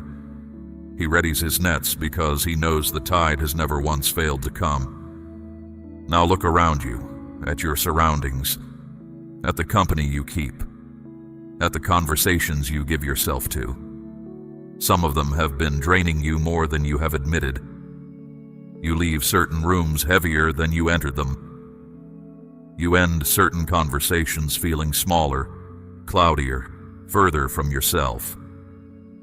That heaviness is information. It is telling you where your peace is leaking, and you must not ignore it any longer. You are allowed to create space from what drains you. This is not rejection, and it is not anger. It is stewardship. Your peace is not endless, and where you spend it decides what you have left for what matters. When you remain too long in places that trouble your spirit, my voice becomes harder for you to hear. Not because I speak more softly, but because the noise around you grows louder. Protect the quiet in which you can find me. Guard it like the treasure it is. There is also an approval you have been seeking that you must stop chasing. You have measured too many choices by how they would look to others, by who might question you, by whose voice would grow cold if you obeyed me instead of them. My child, you cannot follow me fully while glancing sideways for permission. The fear of man is a snare, and you have felt its wire around your ankle more than once. Those who walk with me answer to me, and that answer is enough. You do not owe the watching world an explanation for every step of obedience. Sometimes the strongest choice is made quietly, without defense, without announcement. Let them wonder. Understanding may come to them later, or it may never come. And either way, your path remains your path. Noah built in the open for years while others shook their heads. The rain answered every question they ever asked him. And while you wait and release and grow quiet, know this. Things are moving where you cannot see. Arrangements are being made beyond the reach of your eyes. People you have not met are being positioned. Circumstances you could never engineer are being woven together in rooms you have never entered. This is what I do in the silence that my children mistake for absence. When the pieces surface, they will look sudden to everyone but me. What is coming towards you will ask for a steadier version of you, and that steadiness is forming now in these unseen days. Notice the quiet strength that has been rising in you. It is not loud. It does not need to be. It is the strength of knowing when to act and when to be still, when to speak and when to let silence do the speaking. This kind of strength is not given in a moment. It is grown, and yours has been growing. Notice also what no longer moves you. Things that once pulled you have lost their grip. Invitations that once flattered you now pass without a ripple. Certain arguments no longer feel worth entering, and certain prizes no longer look like prizes. Do not mourn this change or mistake it for coldness. You are not losing your fire. You are learning where it belongs. This is what it looks like when a soul comes into alignment. Alignment will bring you what striving never could. It does not shove. It does not beg. It flows, the way a river flows when the stones that dammed it are lifted out. You have felt small tastes of it already, days when everything fit, when the right word came at the right time, when provision met need without panic. Those days were not luck. They were previews. They were what life feels like when you stand where I have placed you. So hold your peace through the remaining quiet, my child. Do not let the stillness before the shift convince you that nothing is coming.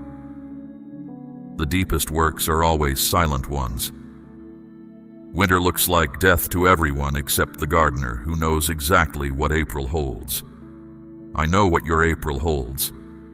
I planted it myself, and no frost, no delay, and no doubting voice can keep it in the ground one day past its time. Stand firm then, with your lamp lit and your heart unhurried.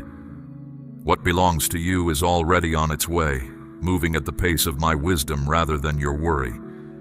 And when it arrives, you will understand why it could not have come one season sooner. And you will thank me for every day I made you wait.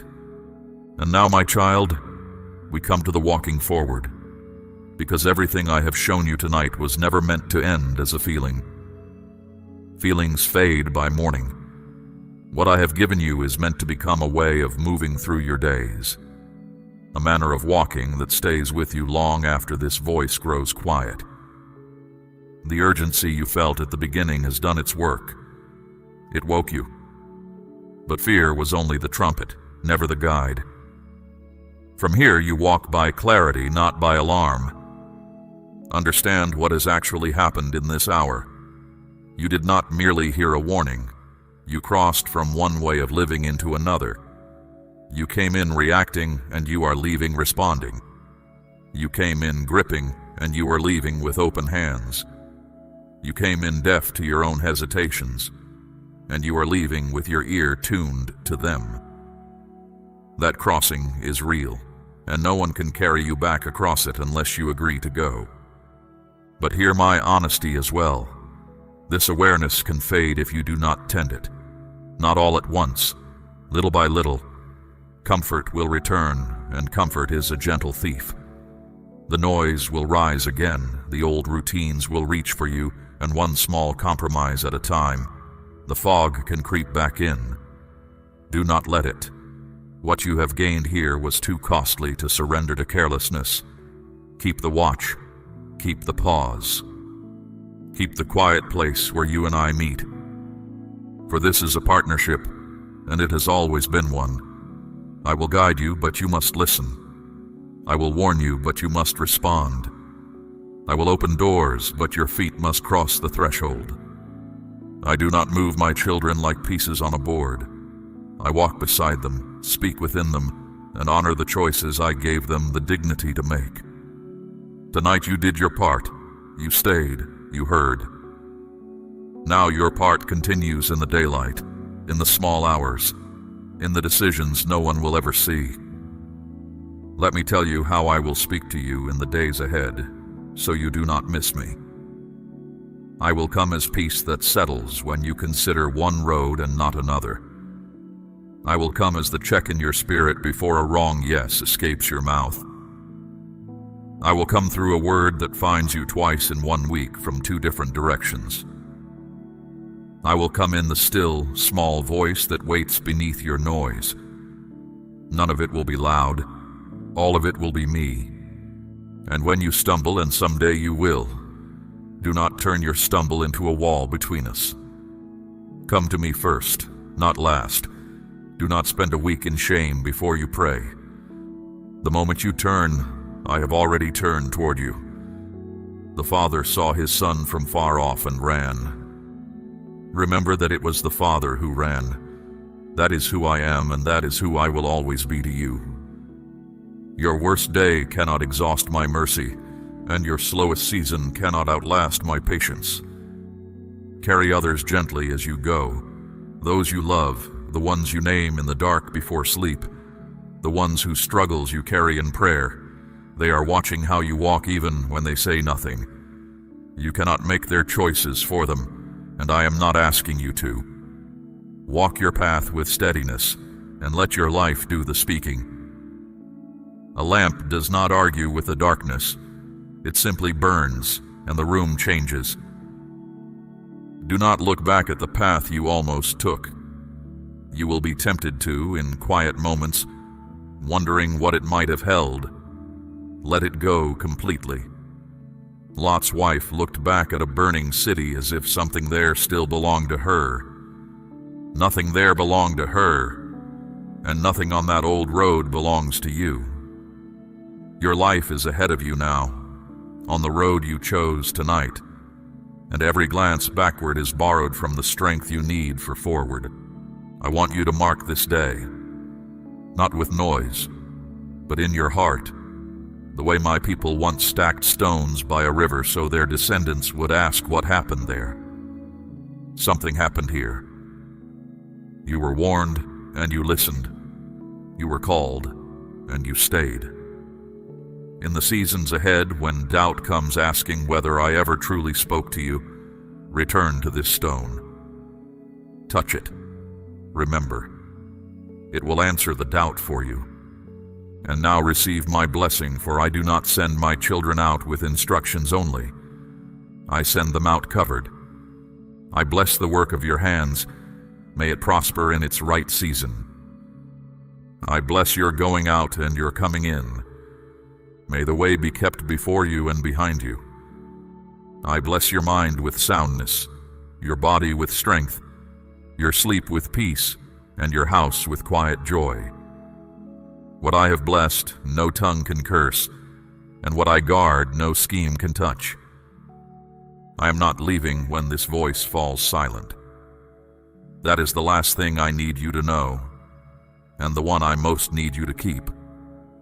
My presence does not end where your hearing ends. I am with you in the morning that is coming and in every morning after it. I am with you in the room where decisions wait, in the conversation you have been dreading, in the step you will take this week that no one else knows about. I was with you before you ever heard me. I will be with you when you forget to listen. I am not a visitor in your life, my child. I am its foundation. So rise from this moment changed. Walk slower than your fear and faster than your excuses. Choose peace over pressure every time they stand in the same doorway. Release quickly, forgive completely, trust me daily, and keep your lamp filled. The road ahead of you is not empty. It is prepared. And the one who prepared it goes before you now, as he always has, making the crooked places straight. This is my word to you, spoken in love, sealed in truth, and kept by my own hand. Nothing that was said here will fall to the ground. Now stand, beloved, and answer your God. If you receive everything I have spoken over your life today, seal it now with your amen of faith. We run on viewer support only. For exclusive member-only content, scan the QR or see the pinned comment. God bless you.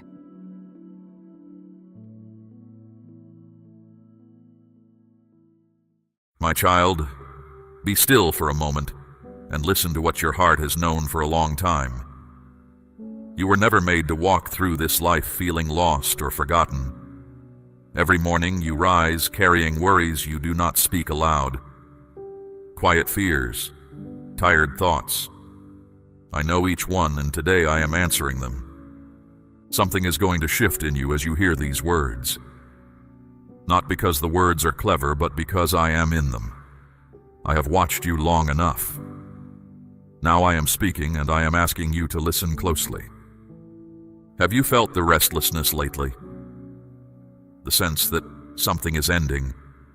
The strange discomfort in places that used to feel like home? You have wondered if something is wrong with you. Nothing is wrong with you. Your spirit has recognized what your mind has not yet understood. I am moving you. Where you have been living is not where you are going. What you have known is not what I have prepared. The season is turning, and the change begins now, as my voice reaches you. This is not a small adjustment. This is the lifting of your whole life from one ground into another. Do not fear that word moving. I do not uproot to harm. I uproot to plant. A vine left in shallow soil will never bear the fruit it was made for. So the keeper of the vineyard lifts it, roots and all, and sets it in ground deep enough to hold its future. That is what I am doing with you. The shaking you have felt is not destruction. It is my hands around the roots. Think of the caterpillar wrapped in its dark cocoon. From the outside, nothing seems to be happening. It looks still, it looks finished, but inside, an entire transformation is underway. That has been your life in this last season. The stillness was not emptiness. It was work you could not see. You are not falling apart. You are being put together in a new arrangement, piece by piece, in a way that will one day make perfect sense to you. I do not waste seasons. I do not waste silence. Even the days that felt like nothing were doing something. I know your heart has been heavy. You have carried worry like a stone in your chest, waking with it, sleeping with it still there. Hear me now.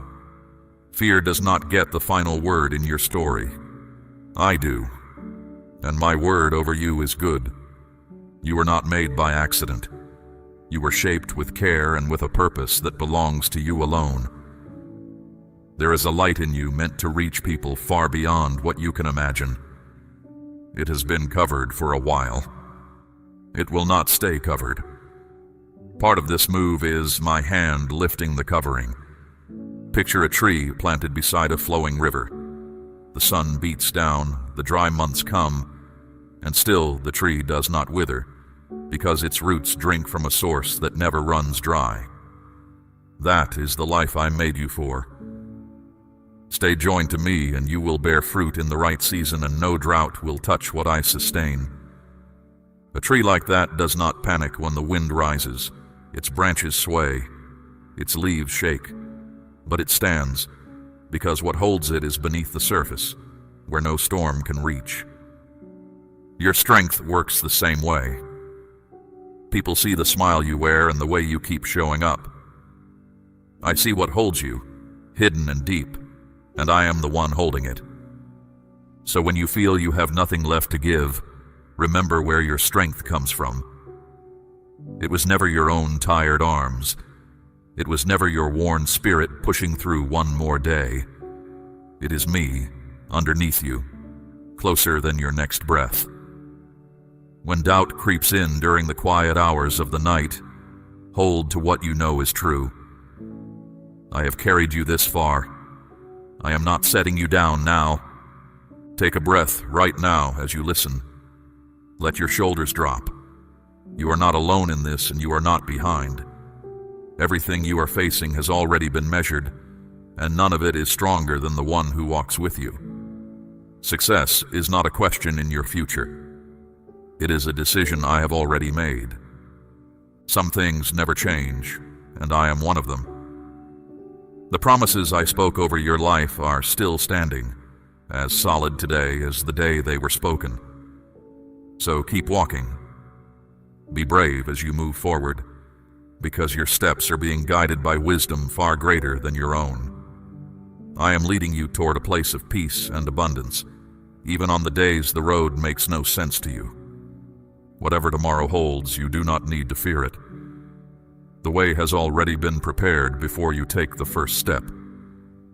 No trouble that rises against you is greater than the love that surrounds you. My peace wraps around you like a covering, and my light goes ahead of you into the darkest stretch of the path. You will not be left behind. You will not be forgotten.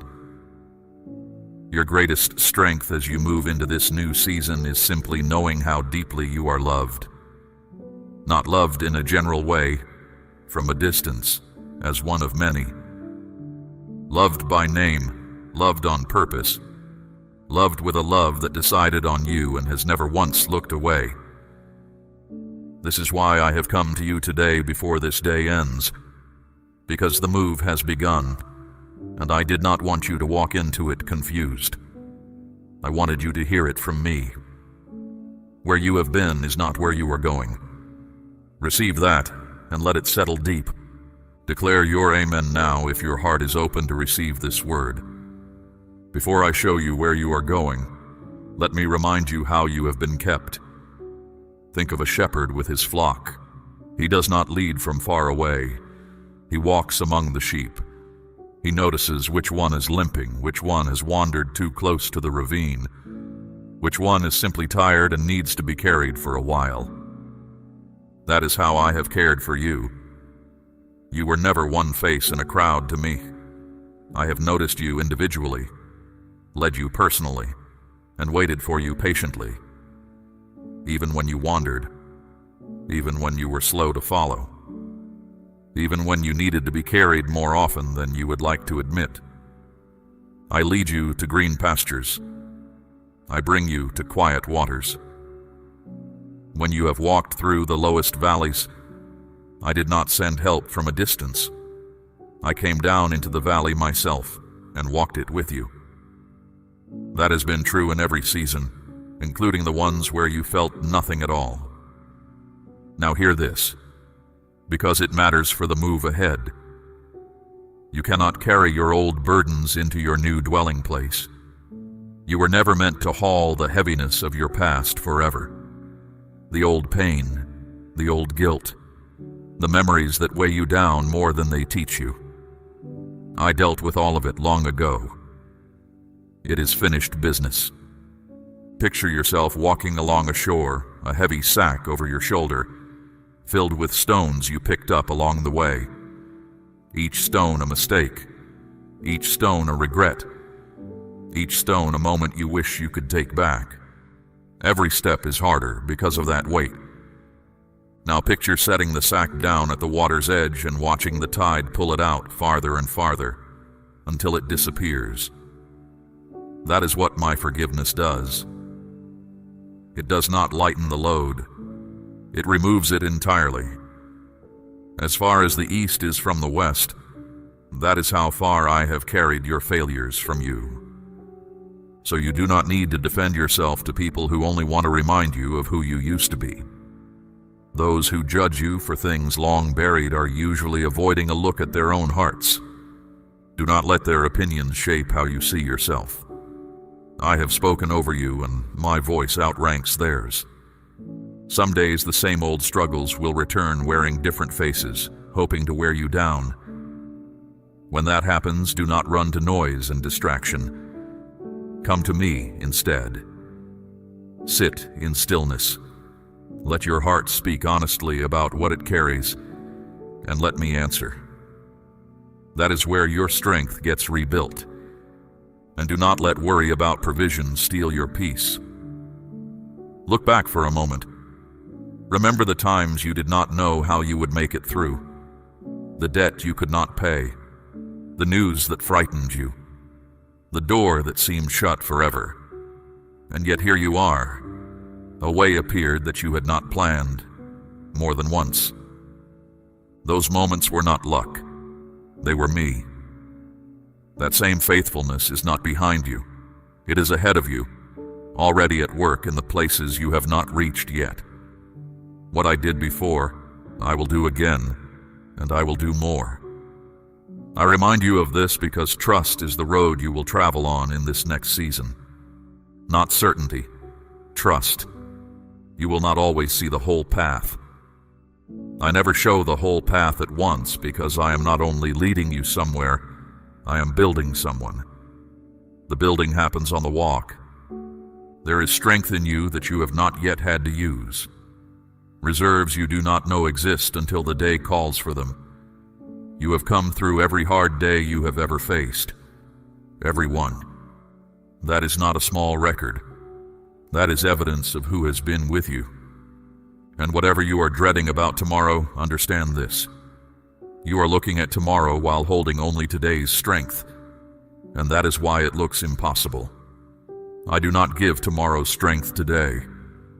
I give it when tomorrow comes, in full measure, exactly on time. I have never once been late with it. You have also spent years waiting for someone to notice your effort, waiting for applause that never came, waiting for recognition that always seemed to land on someone else. Listen to me. None of your quiet work escaped my attention. The early mornings nobody witnessed. The times you helped someone and told no one. All of it is written down with me, and all of it matters. Think of a gardener tending a plant in a forgotten corner of the yard. No one applauds the watering or the weeding or the patient waiting through months when nothing seems to happen. Then one day the plant blooms and everyone notices the flower, never knowing the years of quiet care that made it possible. You have been that gardener. Your bloom is coming. There have been people who never understood the weight you carried, who saw the surface and assumed you were fine because you smiled. That is not a flaw in you. It is proof of how strong you have had to be. But in this new season, you do not have to pretend. You are allowed to be honest about your struggle. Honesty is a doorway, and healing walks through it. So set the weight down. Let me hold what you have been holding. You have carried enough for one season, and the next season does not require it. It requires open hands, a listening heart, and the willingness to follow when I say walk. I am about to name the places I am moving you from and the places I am moving you to. 7 movements. 7 transfers from old ground to new ground. Each one signed by my own hand and each one already in motion over your life. Stay with me because you need to hear all 7. Say I believe right where you are if this word is reaching your spirit. Here's the first movement. I am moving you from scarcity into abundance. You have lived in the land of not enough for too long. It became so familiar that you began to treat it as home. You learned to expect the shortfall, to brace for the lack, to shrink your hopes down to the size of what seemed possible. That land was never your inheritance. I have kept a record that no ledger on earth contains. Every seed you planted in faith. Every portion you released when reason told you to hold back. Every time you blessed someone else while you yourself were lacking. None of it was lost. All of it was counted, and all of it has been growing toward a harvest. But hear me carefully. A harvest cannot be delivered to a heart still living in lack. So I'm not merely increasing what you have. I am changing where you live.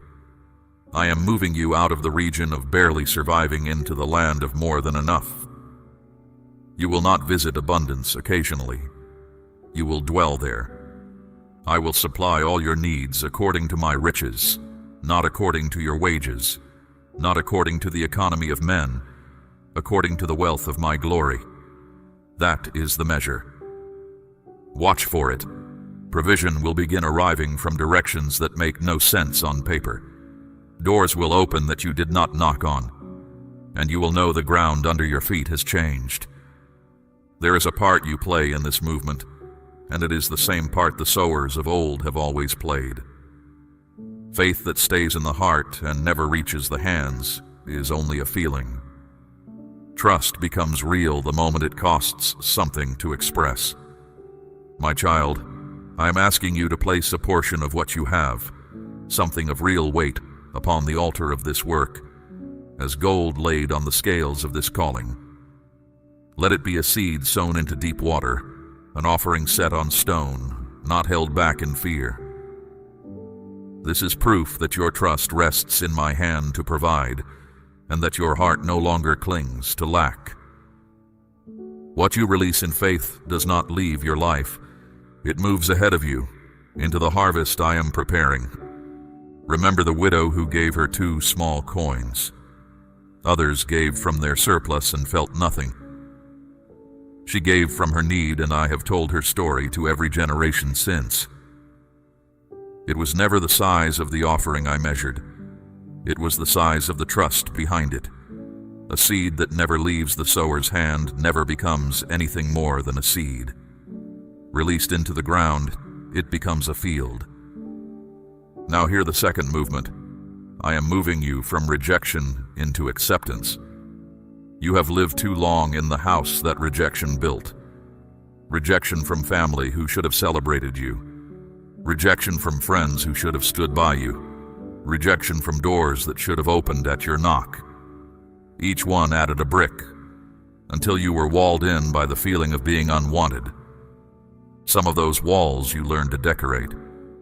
You told yourself you preferred being alone. You told yourself you did not need anyone's welcome. I know better, and so do you. The ache of being left outside never fully went away. It shaped how you enter rooms. It shaped how quickly you expect people to leave. But rejection was only ever a place you stayed. It was never who you are. And I am moving you out. My own son knew rejection in full. He was despised and turned away by the very ones he came for. He was cast outside the city so that you could be brought inside the family. The price of your acceptance was paid in full. And I do not pay for things I do not intend to claim. So the walls are coming down. I am bringing you into a place of belonging. People will welcome you who have no earthly reason to. Rooms that once closed to you will open at your approach. A community will receive you that you thought would never make space for you. And slowly the flinch in you will soften, because your heart will learn its new surroundings. You will know this movement is complete when the old rejections lose their sting. When you can remember the ones who turned you away without your chest tightening. When you stop rehearsing the arguments you never got to make. That freedom is part of the inheritance. I do not just change your circumstances. I heal what the old ones did to you. Accept one another, I have said, as my son accepted you. Notice the order. He accepted you first, before you cleaned yourself up, before you proved anything. Your acceptance was never a wage you earned. It was a decision I made. Now I am simply bringing your daily life into agreement with what has been true in my heart all along. And understand this about both movements, the one out of scarcity and the one out of rejection. They are connected. A person who believes they are unwanted will also believe they deserve little. When you learn how welcome you are, you will stop apologizing for hoping. You will ask largely because sons and daughters ask differently than strangers do. So lift your head. The land of not enough is behind you. The house of the unwanted is behind you. You are walking, even now, toward open doors and a set table. I prepared both before you ever knew to want them. There are 5 more movements to name, and each one reaches into a different room of your life. Your mind, your body, your friendships, your purpose, your timing. I am leaving nothing untouched because a half-moved life is a divided life, and I have never done half a work in anyone who trusted me. Stay with me now. The next movement touches the battle you have fought the longest, the one inside your own thoughts. The third movement is this. I am moving you from confusion into clarity. Your mind has been living in a fog, thoughts that never settle, directions that all look equally uncertain. Decisions made in that fog have cost you years, and some have cost you people. You were not foolish. You simply could not see, and no one walks straight through a mist. I am not the author of that confusion. I never was. I am a God of peace, and peace is the climate of the place I am bringing your mind into. The fog is lifting, even now, as you listen. Lying voices that clouded your thinking are being silenced. Distractions that scattered your focus are being swept from your path. Within days, something you have wrestled with will suddenly make sense.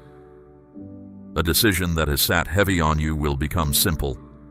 A direction you doubted will become obvious.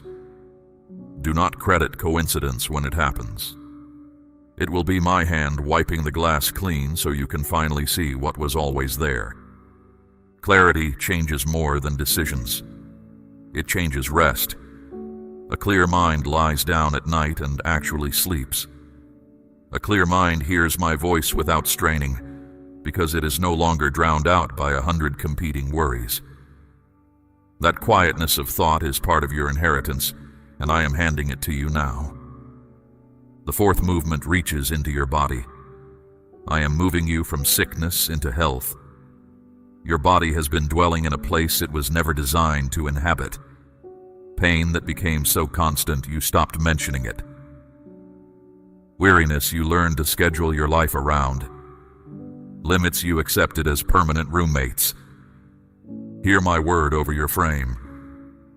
I am the Lord who heals you, not who might heal, not who could if conditions allow. Who heals? Present tense, active. I knit your body together in the first place, and I have never forgotten how it works. So watch what begins to shift. Pain that was constant will start to loosen its grip. Strength that was drained will begin returning in the mornings. What was declining will steady, and what was steady will improve. Some of it will come through rest and wisdom. Some through the hands of skilled healers I have placed in your path. And some will simply defy explanation, because I reserve the right to do what no one can trace. Your youth will be renewed like the eagles. That is not poetry for someone else. It is a promise with your name inside it. Care for the body I gave you, honor its limits without worshiping them, and trust me with what is beyond your reach. Health is where I am taking you. Let your expectations move there ahead of your symptoms. Now the fifth movement, and listen closely, because this one touches the loneliest room in your life. I am moving you from isolation into connection. You have felt alone even when surrounded, unseen even in crowded rooms, disconnected even inside relationships. That isolation was never natural to you. It was a strategy against you. The enemy of your soul has always understood something simple. Alone, you are easier to discourage. Alone, your doubts go unanswered and your fears go unchallenged. So he worked to wall you off, to convince you that no one would understand, that reaching out was weakness, that solitude was safety. It was a cage painted to look like a shelter. I am tearing it down. I set the lonely in families. That is my ancient pattern, and I have not retired it. Even now I am gathering people toward you, people who will understand you without long explanations. People prepared for you during the same years you were being prepared for them. Companions for the road ahead, not spectators of it. Two are better than one, for if either falls, the other lifts them up. You have done too much falling with no one there to lift you. That season is closing. A knock will come, a conversation will start, a bond will form, and it will feel strangely like home. When it happens, do not retreat out of habit. Open the door. It will be me on the other side of it, wearing the face of a friend. And connection will ask something of you, too. You will need to let yourself be truly known, not just seen from a distance.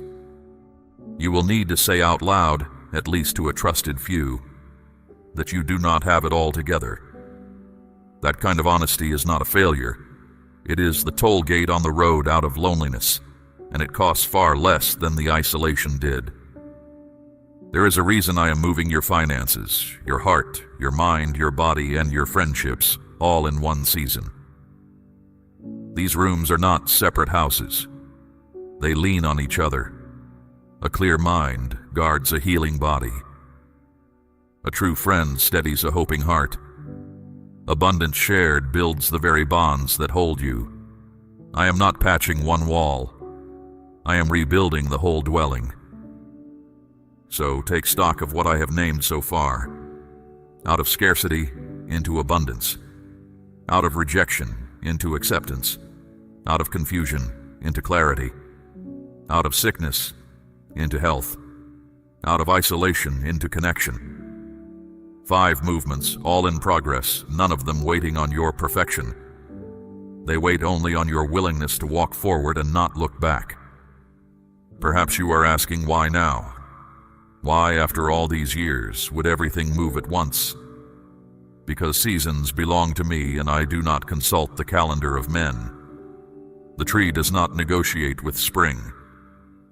When the appointed time arrives, the sap rises, and nothing that happened in winter can vote against it. Your appointed time has arrived. This is why the restlessness came. This is why the old places stopped fitting. 2 movements remain, and they are the deepest of the 7. One concerns how the world sees you. The other concerns the hour you have waited for the longest. Lean in now, because I saved these for last on purpose. The 6th movement is this. I am moving you from obscurity into visibility. You have been hidden. Not overlooked by accident, hidden on assignment. There is a difference, and you need to understand it, because misreading this season has hurt you more than the season itself ever did.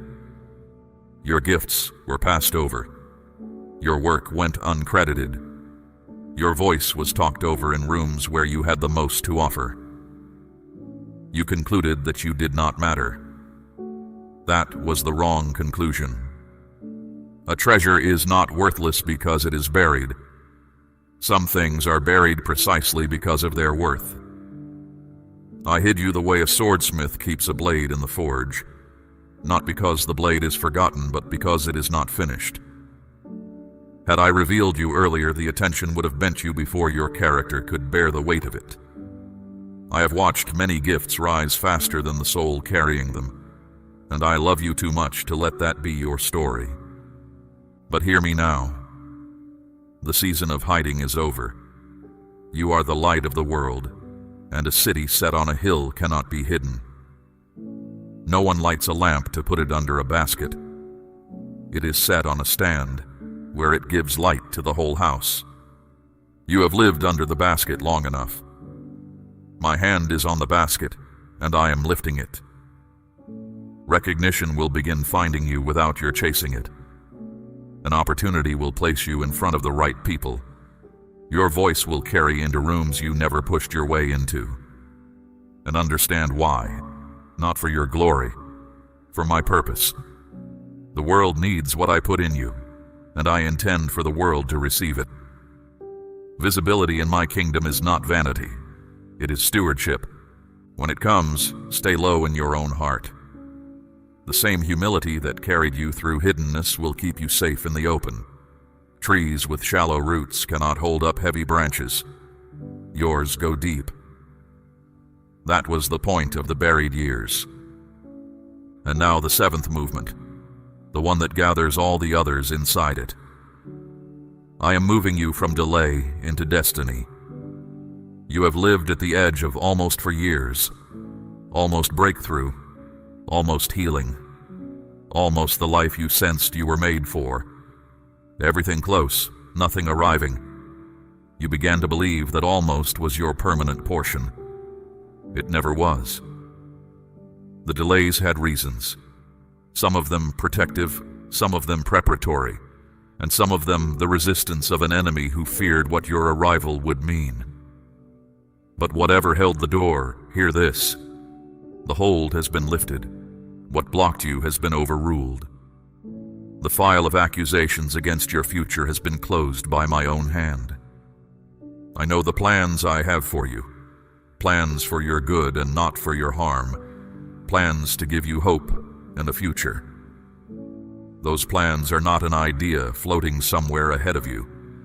They are a place, prepared and furnished, and I am walking you into it now.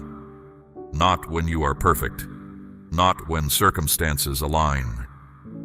Now, you will feel the difference before you can explain it. Things that always stalled will begin to move. Efforts that always leaked will begin to hold. The strange friction that surrounded your steps will be gone, and you will wonder at how doors simply give way. That is what it feels like to stop pushing against a delay that I have ended. Think of the potter and the clay, because this explains the years you have questioned. The potter does not rush the wheel. Sometimes his hands press firmly. Sometimes the vessel is pressed down and reworked entirely before it becomes what it was meant to be. If your life has felt reshaped again and again, none of it was wasted motion. Every form you passed through was necessary to reach the form you were made to hold. The vessel is finished now. It is time for it to be filled and used. Or think of gold in the furnace. Gold does not become precious sitting untouched in the ground. It passes through fire, and the fire takes nothing from it except what was never gold. If these last years have felt like heat, understand what the heat was doing. You are not coming out of this season diminished. You are coming out refined, and what remains in you now is the part that lasts. So let me say all 7 over you at once, so you can hear the full shape of what I am doing. Out of scarcity, into abundance. Out of rejection, into acceptance. Out of confusion, into clarity. Out of sickness, into health. Out of isolation, into connection. Out of obscurity, into visibility. Out of delay, into destiny. 7 movements, 1 work. Your whole life lifted from old ground and planted in new. None of this is a reward for your performance. Let that truth take the pressure off your shoulders. This is inheritance, not wages. You are not earning your way into the new land. You are being brought in by the one who owns it. Your part is not perfection. Your part is trust, step after step, especially on the days when the new ground still feels unfamiliar under your feet. And it will feel unfamiliar for a while. Every promised land does. Abraham felt it leaving Haran. Israel felt it stepping through the parted sea. The fishermen felt it leaving their nets on the shore. Unfamiliar is not a warning sign. It is the ordinary weather of obedience. Keep walking through it. I have named the movements. I have shown you the ground. What remains is the crossing itself. And there is something about the crossing you must know, because it is where most travelers falter. Not at the leaving, at the remembering. Speak the words, I trust you now, if you are ready to walk into what I have prepared. Now the warning, and receive it as love, because that is how it is given. The enemy cannot stop this move. It carries my seal, and no power unseats what I establish. But he has one strategy left, and it is old and effective. He will try to make you homesick for the place you are leaving. In the days ahead, he will polish your memories of the old ground. He will make scarcity feel simple. He will make isolation feel safe. He will make the familiar ache feel like home, and the unfamiliar promise feel like risk. He will whisper that the old life was not so bad, and that the new one might not hold you. Remember Israel in the wilderness, freed from slavery by mighty signs, fed by bread from heaven, led by fire and cloud. and still they wept for Egypt. They remembered the food and forgot the chains. Whole years were lost between the leaving and the arriving, not because the promise failed, but because their hearts kept turning around. Do not lose years to a backward glance. You cannot cross into new land with your heart still renting a room in the old one. When the homesickness comes, and it will come, do not argue with it in your own strength. Bring it to me. Name it for what it is, a longing for the familiar, not a longing for the good. The familiar and the good are not the same thing, and much of your growth in this season will be learning to tell them apart. Understand also that you cannot yet see this move the way I see it. Imagine standing with your face against a great painting, so close that all you see are rough strokes and clashing colors. Nothing seems to connect. Step back far enough, and suddenly the picture makes sense. You are standing too close to your own life to see the whole canvas. I am not. From where I stand, even your hardest seasons sit exactly where they belong in the composition. So when a stretch of this crossing looks like chaos, withhold your verdict. You are judging brushstrokes. I am finishing a picture. One day you will step back, and your breath will catch at how deliberately it was all placed. And if the crossing includes a stretch that looks like nothing at all, do not panic in the stillness. Winter looks lifeless.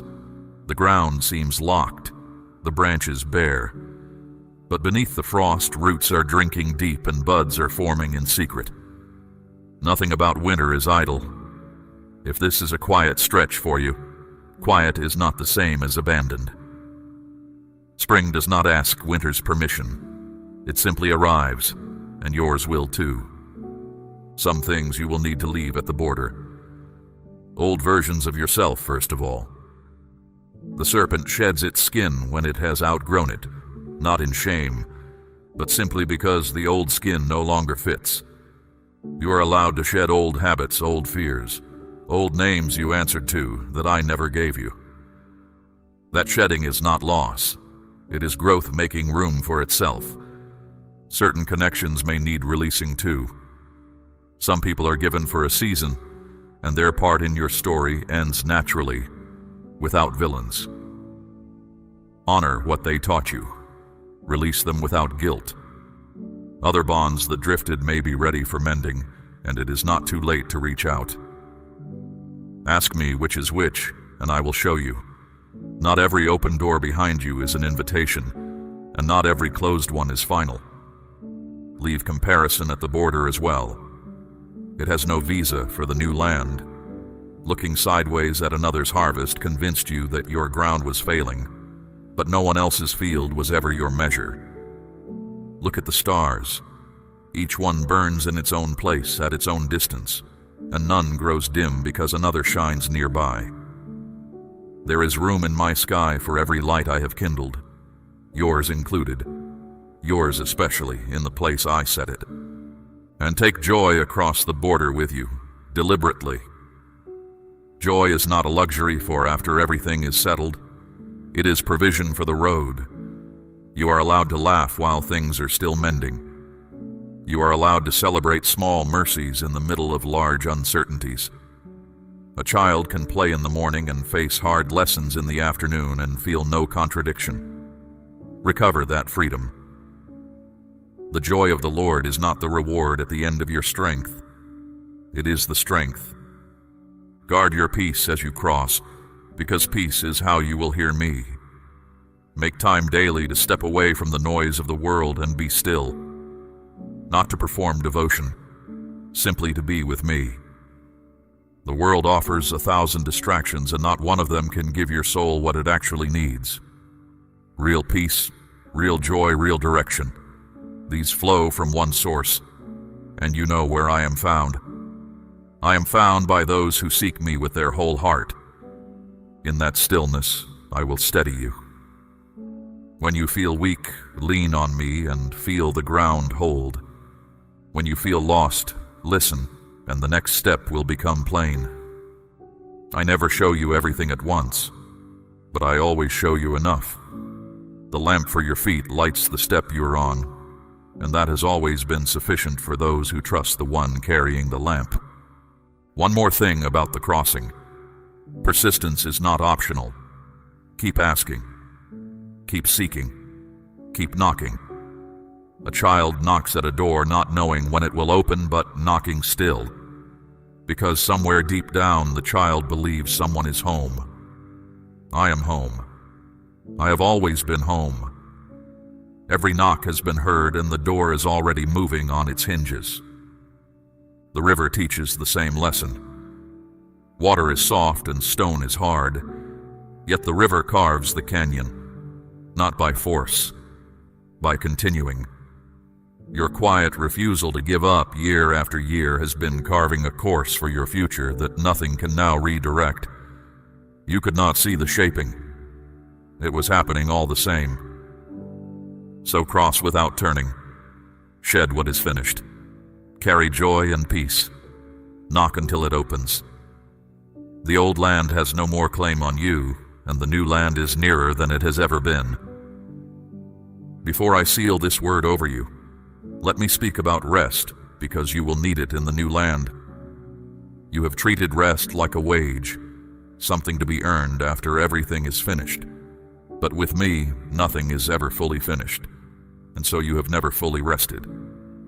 That ends now. Rest was never payment. It was provision, offered before you asked. Real rest is more than a body lying down. It is a mind that stops bracing. It is the part of you that never stops watching finally going off duty, because it trusts the one keeping watch. Come to me, all you who are weary and carrying heavy loads, and I will give you rest. That invitation has stood open your whole life. Walk through it. Learn also to guard what I am restoring. You are allowed to decline what drains you, even good things, even things others expect of you. A well that is never allowed to refill serves no one, no matter how generous its intentions. Boundaries are not selfishness. They are stewardship of a life I am rebuilding. Let yourself be poured into for a while, instead of always being the one pouring. Be patient with your healing too. It will not arrive all at once. It comes in small, quiet moments. A deep breath here. An honest conversation there. A morning when you forgive yourself for something you have held against your own heart for far too long. And know this about broken places. A bone, set well and given time, mends strongest at the very line where it broke. What broke you does not get to define you. Under my care, it becomes the toughest part of your frame. If there are dreams you set aside years ago, go back for them. Life got busy, duties piled up, and somewhere along the way you decided it was too late. It is not too late. Dreams I plant do not expire. They wait quietly, like seed in a storehouse, keeping their life until the sower returns. Many have begun their most important work in the late chapters, after false starts and detours that turned out to be schooling. Your path is not broken because it took longer. It is simply yours. Do not be surprised if honesty feels unfamiliar at first, like a language you once knew and stopped speaking. Practice it in small measures with the trustworthy few I place beside you. Speak one true thing about your struggle, and notice how the weight of it divides when it is shared. What was carried alone in darkness grows heavy. What is carried together in the light grows lighter, and often in the sharing it begins to heal. And remember your own record. You have come through every hard day you have ever faced. Every heartbreak, every disappointment, every moment you were certain you could not get through, you got through. That endurance was built one hard day at a time, and it lives in you permanently now. Whatever tomorrow brings, you will meet it as someone with proof. Now, my child, stand up on the inside, because it is time to seal the move. I have declared my part. Heaven waits to hear yours. Speak these words with me out loud if you can, in a whisper if you must. Your voice sets your agreement into the record. Say this: Father, I receive the 7 movements you have declared over my life. I am leaving scarcity, and I will dwell in abundance. I am leaving rejection, and I will dwell in acceptance. I am leaving confusion, and I will dwell in clarity. I am leaving sickness, and I will dwell in health. I am leaving isolation, and I will dwell in connection. I am leaving hiddenness, and I will step into the light you appointed. I am leaving delay, and I will walk in my destiny. Say this also: I will not turn back. I will not rebuild what you have torn down. I will not answer when the old life calls my name. Where I have been is not where I am going. Thank you, Father, for not leaving me where you found me. I am moving, starting now, in your name. Amen. It is recorded. The agreement is sealed, and what has been sealed in heaven will unfold on the earth. You did not stumble into this moment. I appointed it, and I appointed you to hear every word of it before this day ended. So let me tell you what your days will look like now. You will wake with purpose where you used to wake with dread. Not every morning, not all at once, but more and more, like light strengthening toward noon. You will catch yourself hoping and no longer feel foolish for it. You will give from overflow instead of scraping from lack. You will be known instead of merely seen. And you will look at your life one day soon and realize you no longer recognize the person who once lived in the old land. You will thank me for that, and I will rejoice with you. When blessings come, and they are coming, share them. Feed the hungry. Comfort the grieving. Refresh the weary with the same kindness that refreshed you. Generosity is how blessing keeps breathing. Held too tightly, it goes still. Passed along, it multiplies in the passing, and returns to you carrying more than it left with. And stay near to me, not out of fear that I will leave, for I will never leave you nor forsake you. Stay near because nearness is the point, the movements, the abundance, the healing, the destiny. All of it is scaffolding around one treasure, and the treasure is this: you, walking with me, unashamed and unafraid, the way it was always meant to be. Now let these final words settle over you like evening light. You are loved beyond measure, by decision, not by mood. You are held through every storm, guided through every unknown, and never, not for one moment, forgotten. The best part of your story has not happened yet. I know because I am the one writing it, and my endings do not disappoint. Go now in peace.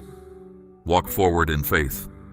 When the wind rises, remember the tree by the river. When the ground feels strange, remember whose hand planted you there. And when you finally stand in the fullness of the place I prepared, remember this day, the day you heard the word and believed it, and the moving of your life began. You are not who you were. You are not where you were. The old ground has no claim on you. The new land is under your feet even now. Welcome to abundance. Welcome to acceptance. Welcome to clarity and health, to connection and light. Welcome to your destiny. Welcome home, my beloved. Declare I receive it all, and let your amen rise if you believe this word was sent for you today. We run on viewer support only. For exclusive member-only content, scan the QR or see the pinned comment. God bless you.